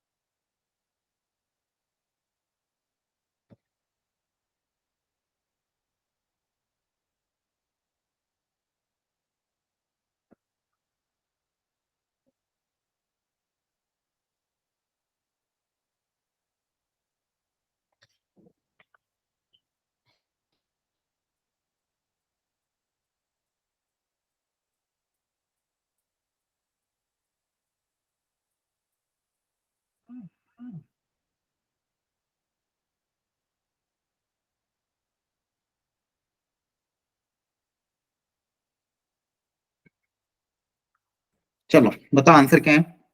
सर बस 2 मिनट। प्रॉपर्टी के साथ खेलना है। 11 आया मेरे। एन एन कितना है, N5 5, ओके।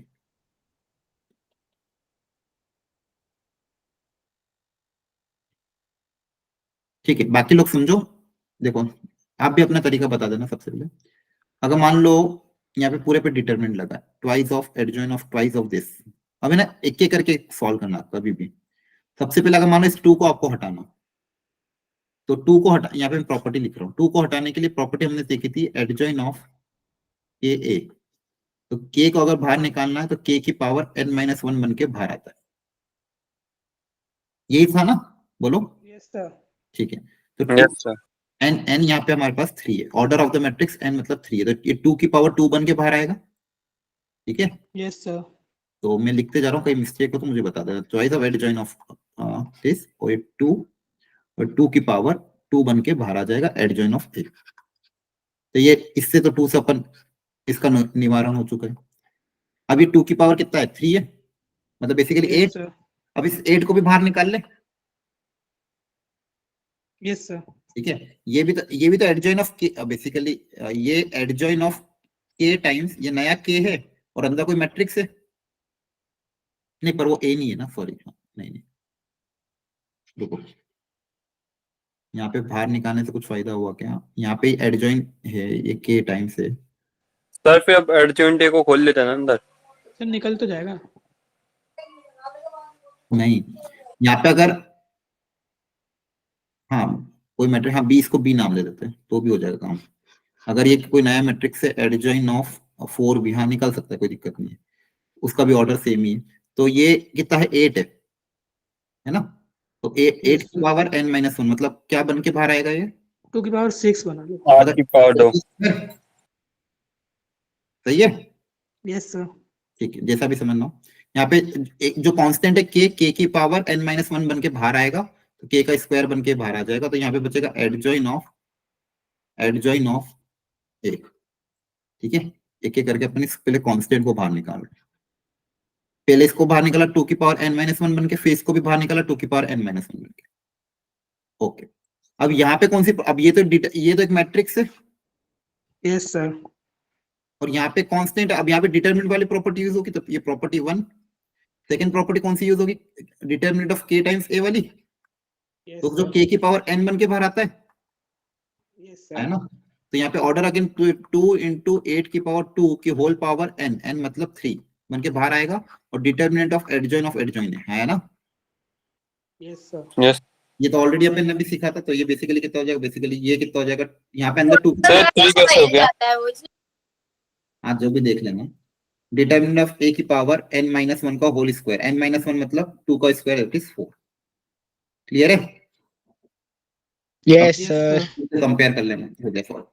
तो बेसिक आराम से धीरे धीरे एक एक करके निकालना बाहर। Next concept, inverse of a matrix. अब देखो ये जो इनवर्स है ये भी अपन ने दोनों जगह पढ़ा, डिटरमिनेंट मैट्रिक्स में। इनवर्स के बारे में हम ये जानते हैं कि मान लो दो मैट्रिक्स है ए और बी, अगर ये दोनों एक दूसरे के इनवर्स है तो इनमें क्या प्रॉपर्टी होगी, मल्टीप्लिकेशन आई के बराबर। मल्टीप्लिकेशन कम्यूट भी करेगा और आई के बराबर होगा। तो if A and B are inverse of each other, तो पहली प्रॉपर्टी की ए और बी का प्रोडक्ट करो या बी और ए का प्रोडक्ट करो, आंसर क्या आना चाहिए, सेम, और आंसर किसके बराबर होना चाहिए, आइडेंटिटी मैट्रिक्स। ये तो बेसिक चीज है जो हर जगह एप्लीकेबल है। मल्टीप्लिकेटिव इनवर्स हम बचपन में पढ़ते थे कि दो नंबर को मल्टीप्लिकेटिव इनवर्स क्या होता है, 5 है तो 5 का मल्टीप्लिकेटिव इनवर्स क्या होता है, 1/5। क्यों बोलते हैं Yes, sir. multiplicative inverse? क्योंकि उनका प्रोडक्ट कितना आता है, 1 आता है ना, उनका प्रोडक्ट कितना आता है, 1 आता है। ओके, अब ये तो प्रॉपर्टी होगी कि दो नंबर का एक दूसरे के इनवर्स है, तो ये प्रॉपर्टी होगी। लेकिन अगर किसी मैट्रिक्स ए दिया हुआ है, उसका अगर मुझे इनवर्स निकालना है, तो इनवर्स निकालने के लिए आपके पास कोई फॉर्मूला है क्या, अगर ये मैट्रिक्स आपको पता है, आपको इनवर्स पता करना है, तो inverse Adjoint of A upon determinant of A. 1 upon determinant of A times adjoint of A. इसलिए फिर यहाँ Yes, पे ये sir. बोला गया था कि भाई यहाँ पे डिटरमिनेंट ऑफ ए क्या होना चाहिए, नॉन जीरो, तभी इनवर्स एग्जिस्ट करेगा। ठीक है, अगर डिटरमिनेंट ही जीरो हो जाए तो इनवर्स एग्जिस्ट करेगा क्या, नहीं। No, sir. करेगा। तो ये आपको इंपॉर्टेंट प्रॉपर्टी ध्यान रखनी कि ए इनवर्स निकालने का तरीका क्या, इसी को यूज करते generally 1 upon determinant of A into adjoint of. बाकी एक तरीका वो मैट्रिक्स में होता था कि A into B, A B equal to I करो, फिर उसको रो ऑपरेशन अप्लाई करते करते करो, लेकिन वो ठीक है, वो बस एक मेथड है, उसको ज्यादा दिमाग नहीं लगाना, बाकी इंपॉर्टेंट यही है। ठीक है, अब इसकी कुछ प्रॉपर्टीज होती है, वो मुझे जल्दी जल्दी बता दो। प्रॉपर्टीज इनवर्स की, पहली प्रॉपर्टी क्या होती थी, कि अगर मान लो जैसे ट्रांसपोज में होता था, तो इनवर्स का अगर मैं वापस इनवर्स ले लूं तो क्या ए के बराबर आता है कि नहीं आता है? यस सर आता है। हाँ ठीक है। प्रॉपर्टी नंबर 2, कि अगर किसी इनवर्स मैट्रिक्स का डिटर्मिनेंट ले ले तो उसको डायरेक्टली निकाला जा सकता है क्या? 1/a 1/, determinant. ऑफ ए। ये भी बहुत इंपॉर्टेंट है, बहुत बार याद रखना, काम आएगी। 2 प्रॉपर्टी हो गई। तीसरी प्रॉपर्टी, अगर इनवर्स और ट्रांसपोज मिक्स हो जाए, प्रॉपर्टी 3, कि अगर किसी ट्रांसपोज मैट्रिक्स का इनवर्स निकालो या फिर इनवर्स मैट्रिक्स निकाल के ट्रांसपोज कर, दोनों से आंसर क्या आएगा? सेम। सेम आएगा। सेम आएगा, दोनों से आंसर क्या आएगा? सेम। और एक लास्ट प्रॉपर्टी प्रोडक्ट वाली, जो सब जगह यूज होती है, P4। क्या प्रॉपर्टी है कि अगर 2 प्रोडक्ट वाले मैट्रिक्स का इनवर्स ले रहे हैं तो क्या आ जाएगा? B inverse into A inverse.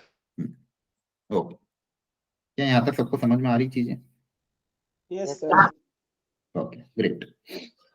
तो ये प्रॉपर्टी याद रखना, इस पे क्वेश्चन भी आते हैं। जैसे 2014 में एक क्वेश्चन आया था, A is a non singular matrix, तो पहले ही बता दिया उन्होंने भाई नॉन सिंगुलर है, 3x3 का ऑर्डर है, A into A transpose equal to A transpose into A. इससे क्या पता चलता है? कुछ पता चलता है या नहीं? कॉम्यूटेटिव है। एक दूसरे के इनवर्स होंगे क्या, ये बोल सकते हैं क्या?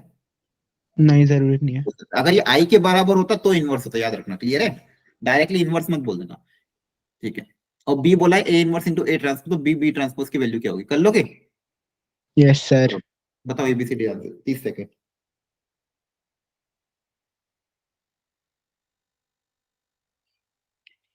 जल्दी से आप ट्राई कर लो एक बार, अच्छा क्वेश्चन है। इनवर्स ट्रांसपोज को मिक्स करते हुए बहुत बढ़िया क्वेश्चन बना है।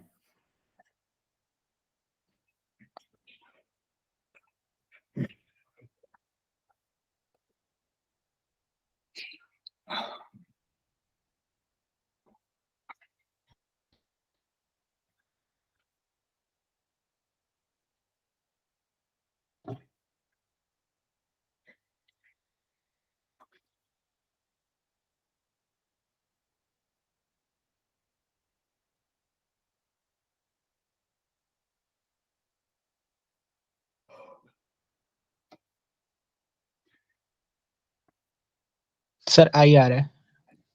यहाँ आ रहा है, ठीक है। देखो, बोला बी इंटू बी ट्रांसपोज की वैल्यू निकालो, और बी क्वेश्चन में ऑलरेडी आपको दिया हुआ, तो बी की वैल्यू पुट अप कर देते हैं, यस सर। है ना। बी की वैल्यू क्या है? A inverse into A transpose, ये बी है, और इसी के साथ इसी का ट्रांसपोज क्या हो रहा है प्रोडक्ट में। अब तो बहुत अच्छा है, इसमें ट्रांसपोज और इनवर्स दोनों की प्रॉपर्टी को अप्लाई करवाया है, ठीक है। चलो एक एक करके अप्लाई करते हैं। तो यहाँ पे इसको तो ऐसे कैसे रहने दिया? यहाँ पे ट्रांसपोज की प्रॉपर्टी क्या हो जाएगी प्रोडक्ट में? बोलो। सर वो उल्टा हो आगे पीछे जाएगा, हो जाएंगे। है ना। Yes sir. एबी का ट्रांसपोज, बाकी लोगों को समझ में आ रहा है सबको? Yes sir. एबी का ट्रांसपोज क्या होता है? B transpose into A transpose. सही कर रहा हूँ ना मैं? कहीं गलती तो हो जाए तो बता देना। यहाँ पे A inverse into A transpose. अब बताओ अंदर क्या होगा? ए ट्रांसपोज का होल ट्रांसपोज क्या लिख देंगे? ए। ए के बराबर। अच्छा, क्या इनको आपस में इंटरचेंज कर सकते हैं क्या, इनवर्स और ट्रांसपोज यस को? सर। Yes sir. पढ़ा था। तो ये ए ट्रांसपोज का हो जाएगा होल इनवर्स, ठीक है। अब और देखते हैं और क्या सिंप्लीफिकेशन हो सकता है। और क्या दिया आपको क्वेश्चन में? बोला ए इंटू ए ट्रांसपोज को ए ट्रांसपोज इंटू ए भी लिख सकते हैं। अब देखो यहाँ पे ए ट्रांसपोज इंटू ए है, यस सर। ए ट्रांसपोज इंटू क्या है? ए है, तो इसको अपन क्या लिख सकते हैं? ए ट्रांसपोज इंटू ए को ए इंटू ए ट्रांसपोज लिख सकते हैं। तो ए इनवर्स देखो पहले से था, ए ट्रांसपोज का होल इनवर्स भी था। ये जो बीच वाली वैल्यू थी इसकी जगह मैं क्या लिख दूंगा? ए ट्रांसपोज इंटू ए की जगह इनका उल्टा ए इंटू ए ट्रांसपोज लिख दिया। क्लियर है? Yes sir. अब देखो ध्यान से, यहाँ पे कोई मैट्रिक्स है, उसका इनवर्स है, तो एक मैट्रिक्स और उसका इनवर्स आपस में मल्टीप्लाई होते तो क्या होता है? आई। Identity matrix. और सेम यहाँ पे भी तो यही बोला गया, एक मैट्रिक्स से ए ट्रांसपोज और उसी का इनवर्स है, ये भी प्रोडक्ट में रहता है। इनका प्रोडक्ट भी किसके बराबर होगा? आई के बराबर होगा। Yes sir. और आई इंटू आई क्या होगा? आई। क्लियर? Yes sir. बस मैनिपुलेशन थी, ज्यादा कुछ नहीं, ठीक है। तो ऐसे इस तरह के क्वेश्चन अगर आते तो घबराना नहीं है, वैल्यू रख रख के प्रैक्टिस करनी, ठीक है। नेक्स्ट आपका फेवरेट टॉपिक जेई का मेंस में एक क्वेश्चन इस पे आता ही है, सिस्टम ऑफ लीनियर इक्वेशन। इसमें मैंने आपको बताई है, आपको कौन सा रूल अप्लाई करना है? Cramer's rule. Cramer's rule. हाँ, क्रैमर्स रूल में हम 3 निकालते चीजें, डिटर्मिनेंट, डी डेल्टा बोलो या डी बोलो, या एक डी निकाल लो, एक dx, एक dy, एक dy और dz। ठीक है। x की वैल्यू क्या आती थी? सर पहली रो dx upon d yes sir y की value dy dy upon dy upon d dz dz upon upon d। d। तो ये बेसिकली x y z क्या है सॉल्यूशन, तीन इक्वेशन तीन वेरिएबल वाले जो मेरी इक्वेशन होगी उसके x y z क्या है सॉल्यूशन, तीन इक्वेशन तीन वेरिएबल वाली मेरी इक्वेशन हो जाएगी a1x plus b1y plus c1z plus d1 equal to 0। इसी तरह से दूसरी, इसी तरह से तीसरी। d मतलब सारे x y z के कोएफिशिएंट का डिटरमिनेंट, dx मतलब सिर्फ फर्स्ट वाले को चेंज कर देंगे, बाकी दोनों ऐसे कैसे, dy मतलब सेकंड को चेंज कर देंगे और dz मतलब थर्ड को चेंज कर, ये सबको पता ही है ना। Yes sir yes sir. यहाँ से मेरे को यूनिक सॉल्यूशन मतलब एक्स वाई जेड की प्रॉपर वैल्यू कब मिलेगी, जब d नॉट इक्वल टू 0। जब ये डिनोमिनेटर यहाँ पे जो है ये कैसा होना चाहिए, नॉन जीरो होना चाहिए। तो मेरे को एक Sir. Proper X Y Z की कोई ढंग की वैल्यू मिलेगी, मतलब कैसा सॉल्यूशन मिलेगा, यूनिक सॉल्यूशन मिलेगा, हाँ है ना। यस सर ओके, और अब अगर मान लो ये जीरो हो जाता है, अगर डिनोमिनेटर जीरो हो जाए फिर हमें दो केस बनेंगे कि न्यूमरेटर को देखना पड़ेगा। तो अगर न्यूमरेटर भी जीरो हो जाए तो sir infinitely infinitely solution. Infinite solution, और डिनोमिनेटर जीरो और न्यूमरेटर में से कोई एक भी अगर नॉन जीरो पर No zero solution. No solution. आ रही बात समझ में। यस सर और जहां पे सॉल्यूशन मिलता है उसको बोलते हैं कंसिस्टेंट, जहां पे सॉल्यूशन नहीं मिलता उसको बोलते हैं इनकंसिस्टेंट। यूनिक सॉल्यूशन की condition d not equal to 0, infinite की कंडीशन d भी 0 और dx dy dz सबके सब 0, तो इनफाइनाइट की कंडीशन। और नो सॉल्यूशन की condition d equal to 0 but any one of the dx dy dz is non zero, no solution मतलब इनकंसिस्टेंट। क्लियर है। यस सर एक्सेप्शन भी तो थी एक प्लेन पैरेलल वाली, क्या हो गया, एक एक्सेप्शन भी तो थी इसमें प्लेन पैरेलल वाली। हाँ बिल्कुल वो भी बोल सकते हो आप कि जैसे मान लो बेसिकली ये जो तीन इक्वेशन है, ये जो इक्वेशन हम देते हैं ax plus by plus cz plus d equal to 0, ये क्या रिप्रेजेंट करती है, प्लेन्स प्लेन को।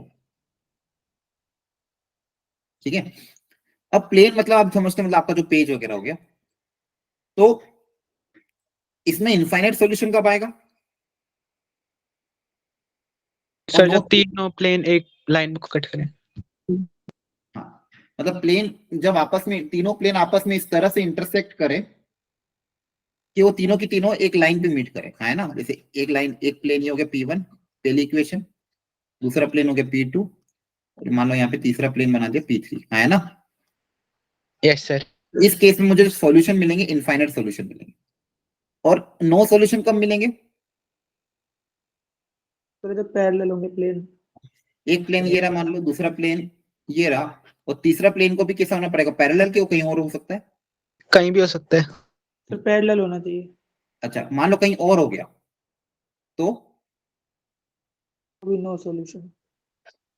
देखो मान लो यहाँ बना दिया मैंने, तो मान लो वो इसके साथ इसका इंटरेक्शन हो रहा है, इसके साथ इसका इंटरेक्शन हो रहा है, लेकिन ये दोनों आपस में तो वैसे भी इंटरेक्ट नहीं कर रहे। यस सर तीनों का कॉमन सॉल्यूशन आएगा क्या, नहीं नहीं। ऐसा कोई पॉइंट होगा कि जहां पे तीनों के तीनों इंटरसेक्ट कर रहे हैं, नो सर तो पैरेलल मतलब नो सॉल्यूशन की जरूरी नहीं है कि भाई तीनों को पैरेलल होना पड़े, कोई दो भी अगर पैरेलल हो गए तो भी आपका क्या आएगा कंडीशन, नो सॉल्यूशन का। क्लियर है ना। और तीनों Yes. पैरेलल हो गए तो, तीनों पैरेलल हो गए तो भी अपना क्या आएगा, नो सॉल्यूशन। और उस केस में जो ये कोएफिशिएंट होंगे इनका रेशियो क्या होगा, सेम होगा, है ना, सब सेम रेशियो में होंगे, मतलब बेसिकली एक दूसरे के मल्टीपल होंगे। क्लियर है। यस सर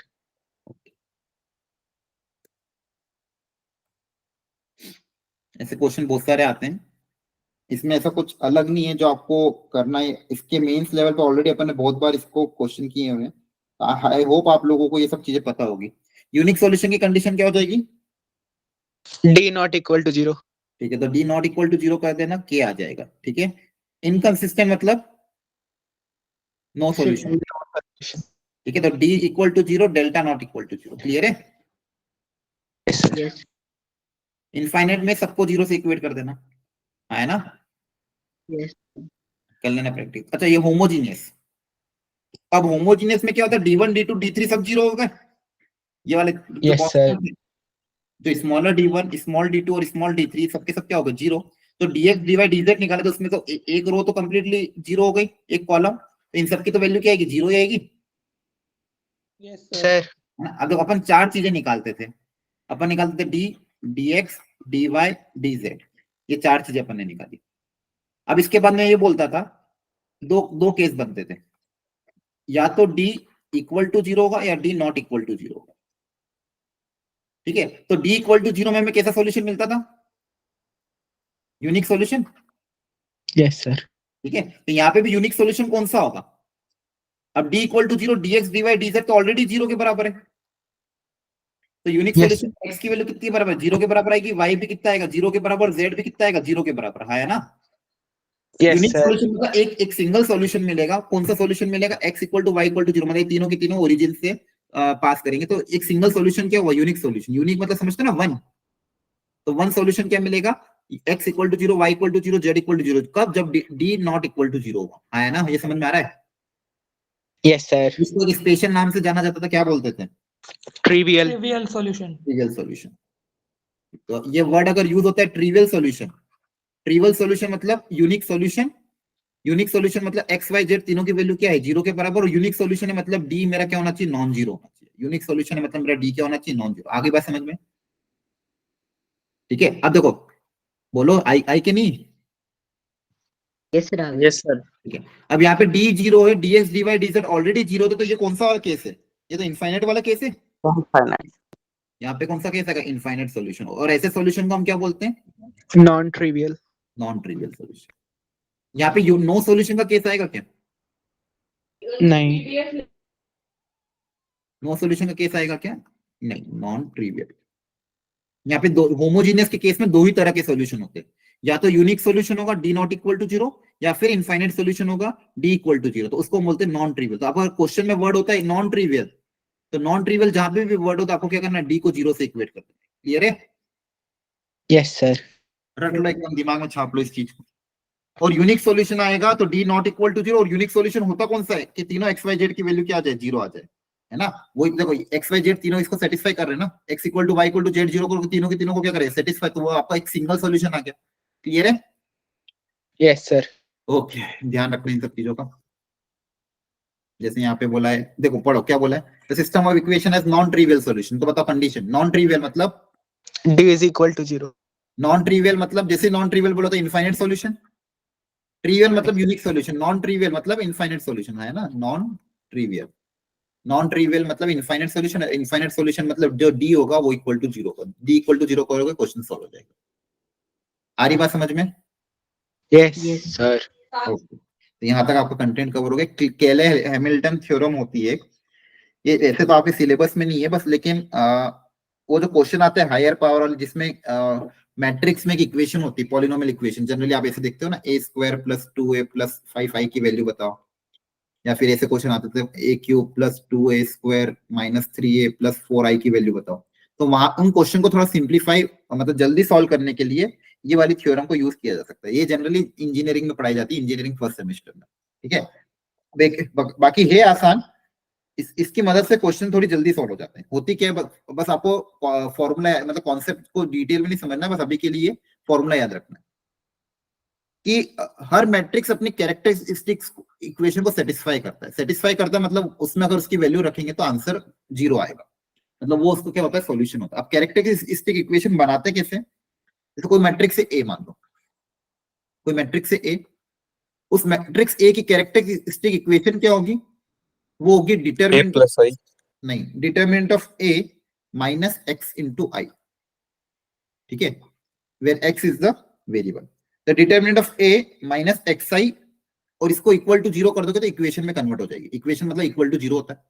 तो determinant of A minus X I, यहां से एक एक्स में इक्वेशन आएगी आपके पास, मतलब एक्स, हाँ एक्स में एक इक्वेशन आएगी। वो एक्स की इक्वेशन को अपन क्या बोलते हैं? Characteristic equation. और उस वो अपने उस वहां पे x इक्वल टू ए उसको क्या करेगा? सेटिस्फाई करेगा। x इक्वल टू ए उसको क्या करेगा? सेटिस्फाई करेगा। अब इसको मैं एग्जांपल के तौर पे समझाता हूँ। जैसे मान लो कोई मैट्रिक्स ए कंसीडर करते हैं, 1 0 2 मान लो 3।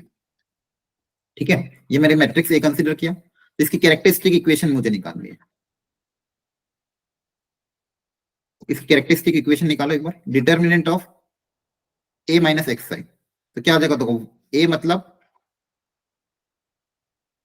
ये माइनस एक्स आई मतलब इसका डिटरमिनेंट लेना है, तो डिटरमिनेंट किसका लेना है? दो मैट्रिक्स को माइनस कैसे करते हैं? 1 माइनस एक्स 0 2 3 माइनस एक्स, इसका क्या लेना आपको? डिटरमिनेंट है ना? Yes sir. ठीक है, जैसे इसको करोगे तो आपके पास आ जाएगा 1 minus x into 3 minus x equal to 0, that is x square minus का 3x माइनस का 4x प्लस का 3 इक्वल टू 0। आगे बात समझ में? Yes sir. यहाँ पे कैरेक्टरिस्टिक इक्वेशन क्या आ गई? X square minus 4x plus 3 equal to 0, 3 equal to 0। अब इस कैरेक्टरिस्टिक इक्वेशन का सॉल्यूशन क्या होगा? Matrix A. ये जो मैट्रिक्स जिसके लिए इक्वेशन निकाली वो इसका क्या होगा? सॉल्यूशन। इसका सॉल्यूशन होगा मतलब इसके अंदर ए सेटिस्फाई करेगा, मतलब बेसिकली ए स्क्वायर माइनस 4a प्लस 3 के साथ कुछ नहीं, मतलब आइडेंटिटी मैट्रिक्स इक्वल टू क्या होगा? Null matrix. यहाँ से आपके पास एक रिलेशन आ गया। आई बात समझ में? A square minus 4a plus 3a equal to क्या आ जाएगा? Null matrix. तो कोई भी मैट्रिक्स की कैरेक्टरिस्टिक इक्वेशन निकालने के लिए क्या करोगे? उसमें से xi माइनस करके उसका डिटरमिनेंट इक्वल टू 0 कर दोगे। क्या बात समझ में आ रही है? Yes sir. उसमें से xi माइनस करके उसका डिटरमिनेंट इक्वल टू 0 कर दोगे तो आपके पास उसकी कैरेक्टरिस्टिक इक्वेशन आ जाएगी और आपका काम हो जाएगा। अब बहुत सी बार ये क्वेश्चन है तो ऐसे सॉल्व कर, या तो आपको ये हायर पावर वाली पॉलिनोमियल इक्वेशन निकालने में काम आते हैं, कभी कभी इनवर्स के टर्म्स में भी दे देंगे, मतलब बेसिकली हायर पावर निकालने में ही काम आते हैं। तो इस तरह से क्वेश्चन सॉल्व करते हैं। इसका एक प्रैक्टिस क्वेश्चन करा देते हैं। इसमें किसी को कोई डाउट हो यहाँ पे तो पूछ लो इस पेज पे, एनीवन। सर मैंने इसका एक शॉर्टकट देखा था, मतलब इसकी जो इक्वेशन के लिए, तो उसमें ये माइनस वो माइनस ट्रेस ए लिखते हैं और आगे वाला है वो डिटर्मिनेंट ए आई। हाँ वो भी लिख सकते हैं, लेकिन अगर भूल जाओ तो अब ये अप्लाई कर देना। वहां पे फिर बस ध्यान रखना पड़ेगा ऑर्डर के टाइम पे कि हाँ सब ऑर्डर के लिए एप्लीकेबल है कि नहीं। ठीक है, कर सकते हैं वैसे आप, लेकिन मेरे हिसाब से वो 2x2 के लिए, फिर 3x3 के लिए आपके पास क्यूबिक इक्वेशन बनेगी। तो उसका भी एक फॉर्मूला था, वो याद नहीं होता, बहुत गंदा सा है। इसलिए वो मैं याद इसलिए भी नहीं करवा रहा हूँ। आप बेसिक याद करो, a माइनस एक्स सबको याद रह जाएगा। अब ऑर्डर कुछ भी हो कुछ फर्क नहीं पड़ता है ना? Okay sir. है ना? तो देखो a माइनस एक्स याद कर लेना, उसका फॉर्मूला भी होता है 2x2 के लिए एक फॉर्मूला होता है, 3x3 का भी फॉर्मूला होता है, लेकिन वो 3x3 वाला भूल जाते हैं। इससे अच्छा आप क्या याद कर लो कि a माइनस एक्स क्या कहते हैं, a minus x equal to det. ये इसमें ये समझ में आया क्या? नहीं आया क्या इसमें? आ गया सर। सबको समझ में आ गया ये?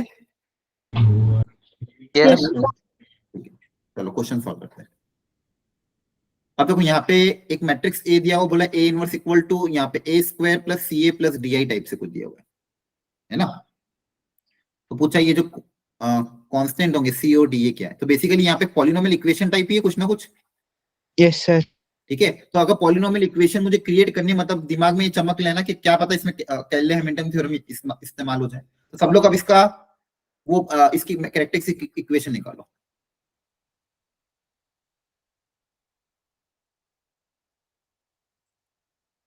कैरेक्टरिस्टिक इक्वेशन का फॉर्मूला क्या था बोलना एक बार?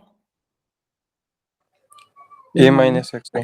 a माइनस एक्स है। तो आपको करना कुछ नहीं है, a में से डायगोनल एलिमेंट में से x माइनस कर दो बस, क्योंकि xi में तो सिर्फ डायगोनल एलिमेंट होते हैं। ठीक है, तो 1 में माइनस x, बाकी सब ऐसा कैसा, फिर अगले एलिमेंट में माइनस x, बाकी सब ऐसा कैसा, 4 माइनस एक्स इक्वल टू 0। इसकी आप इसको सिंप्लीफाई करके बताओ x में क्या बन रहा है?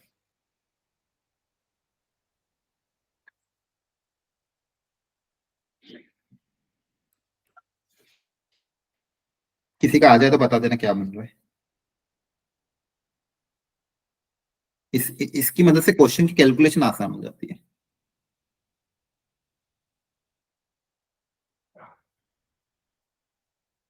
आया? जल्दी बोलो। Sir minus x cube plus 6x square. अब मतलब माइनस को हटा दो, माइनस को 0 में भेज दो। अब बोलो x cube minus 6x square हाँ plus 11x minus 6। Very good, yes sir, यही आ रहे हैं मेरे भी। Okay great, thank you. तो ये आपका अच्छा, यहाँ तक एनीवन प्लीज किसी को डाउट हो तो पूछ लो। इसमें यहाँ तक किसी को डाउट है क्या? नहीं है, ठीक है। अब क्या क्या इसको a सेटिस्फाई करेगा? अरे हाँ है ना? Yes sir. इसमें a क्या करेगा? सेटिस्फाई करेगा। एक सेकेंड ना, ये माइनस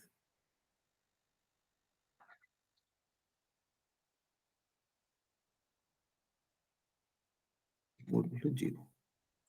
अब मुझे ये निकालना a इनवर्स, कैसे निकाले a inverse? Sir A inverse से मल्टीप्लाई कर दो इक्वेशन को। ठीक है, दोनों तरफ ए इनवर्स से क्या कर दे मल्टीप्लाई, क्योंकि यहाँ पे ऑलरेडी आइडेंटिटी मैट्रिक्स है। आप चाहो तो इसको उधर भेज के फिर मल्टीप्लाई कर दो, ताकि आपको ए इनवर्स लाना है ना। जैसे मान लो यहाँ पे क्या है 11a इक्वल टू 6i है, आपको ए इनवर्स क्रिएट करना है। तो ए इनवर्स क्रिएट करने के लिए ए इनवर्स से क्या कर दो मल्टीप्लाई दोनों तरफ, तो यहाँ पे ए इनवर्स क्रिएट हो जाएगा। Yes sir. हर एलिमेंट में आगे की तरफ से मान लो ए इनवर्स क्या कर दिया मल्टीप्लाई कर दिया, आगे पीछे किधर भी करो कुछ फर्क नहीं पड़ता, ठीक है। अब इसको अगर आप सिंप्लीफाई करने की कोशिश करोगे तो ए इनवर्स ए की पावर 3 क्या बन जाएगा ए स्क्वायर, अरे बोलो, यस सर। माइनस यहाँ पे क्या बचेगा 6a plus 11a into A inverse I equal to 6 times A inverse. A inverse को आई के साथ मल्टीप्लाई करेंगे तो ए इनवर्स ही तो आएगा। तो मेरे को ए इनवर्स निकालना तो 1/6 उधर चल जाएगा, तो A inverse equal to 1/6 A square minus 6a plus 11i। तो क्या COD आ गए? यस सर आ गए। C कितना आ जाएगा -6 और D कितना आ जाएगा +11। कंपेयर कर लेंगे, ठीक है। तो देखो इसका इस तरह से एप्लीकेशन हो गया है ना। Yes sir. तो कोई फॉर्मूला याद रखने की जरूरत है क्या कि इससे आसानी से काम हो रहा है, मेरा आसानी से काम हो रहा है यस ना, ठीक है। तो फॉर्मूला की कोई दिक्कत याद रखने वाली बात नहीं है। अब अब इसको मतलब बिना उसके भी सॉल्व कर सकते हैं, ऐसा जरूरी नहीं हर जगह कैले हैमिल्टन थ्योरम लगे, बिना उसके भी सॉल्व क्वेश्चन किए जा सकते हैं। बस इसकी वजह से क्वेश्चन थोड़ा सिंप्लीफाई। अब देखो यहाँ पे भी क्वेश्चन को ध्यान से देखो, alpha A square beta A 2i दिया, मतलब कहीं ना कहीं इक्वेशन है पॉलिनोमियल इक्वेशन ए में। Yes sir. यहाँ पे भी अगर अपन इसकी कैरेक्टरिस्टिक इक्वेशन निकाल लें और उसमें ए पुट अप कर दे तो काम हो जाएगा। Yes sir. कर लोगे सॉल्व? Yes sir. ठीक है, चलो कर लो एक बार, लास्ट क्वेश्चन ही आज का। अल्फा और बीटा निकाल लो, एक बार अप्लाई कर लो, सब लोग अप्लाई कर दो।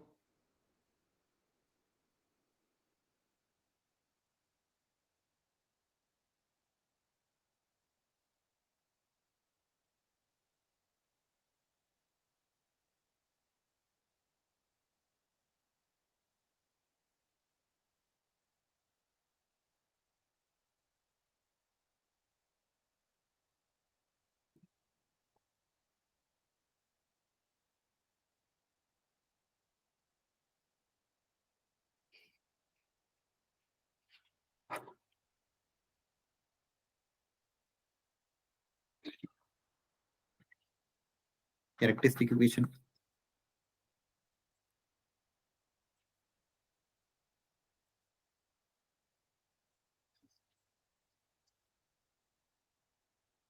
कितना आएगा?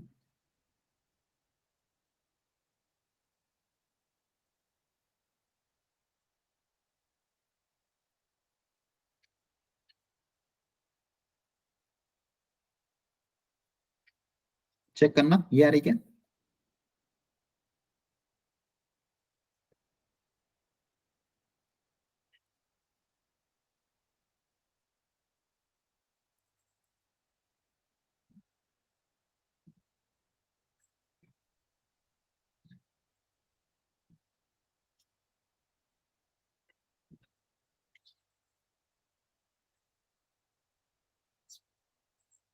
आ रहा आंसर?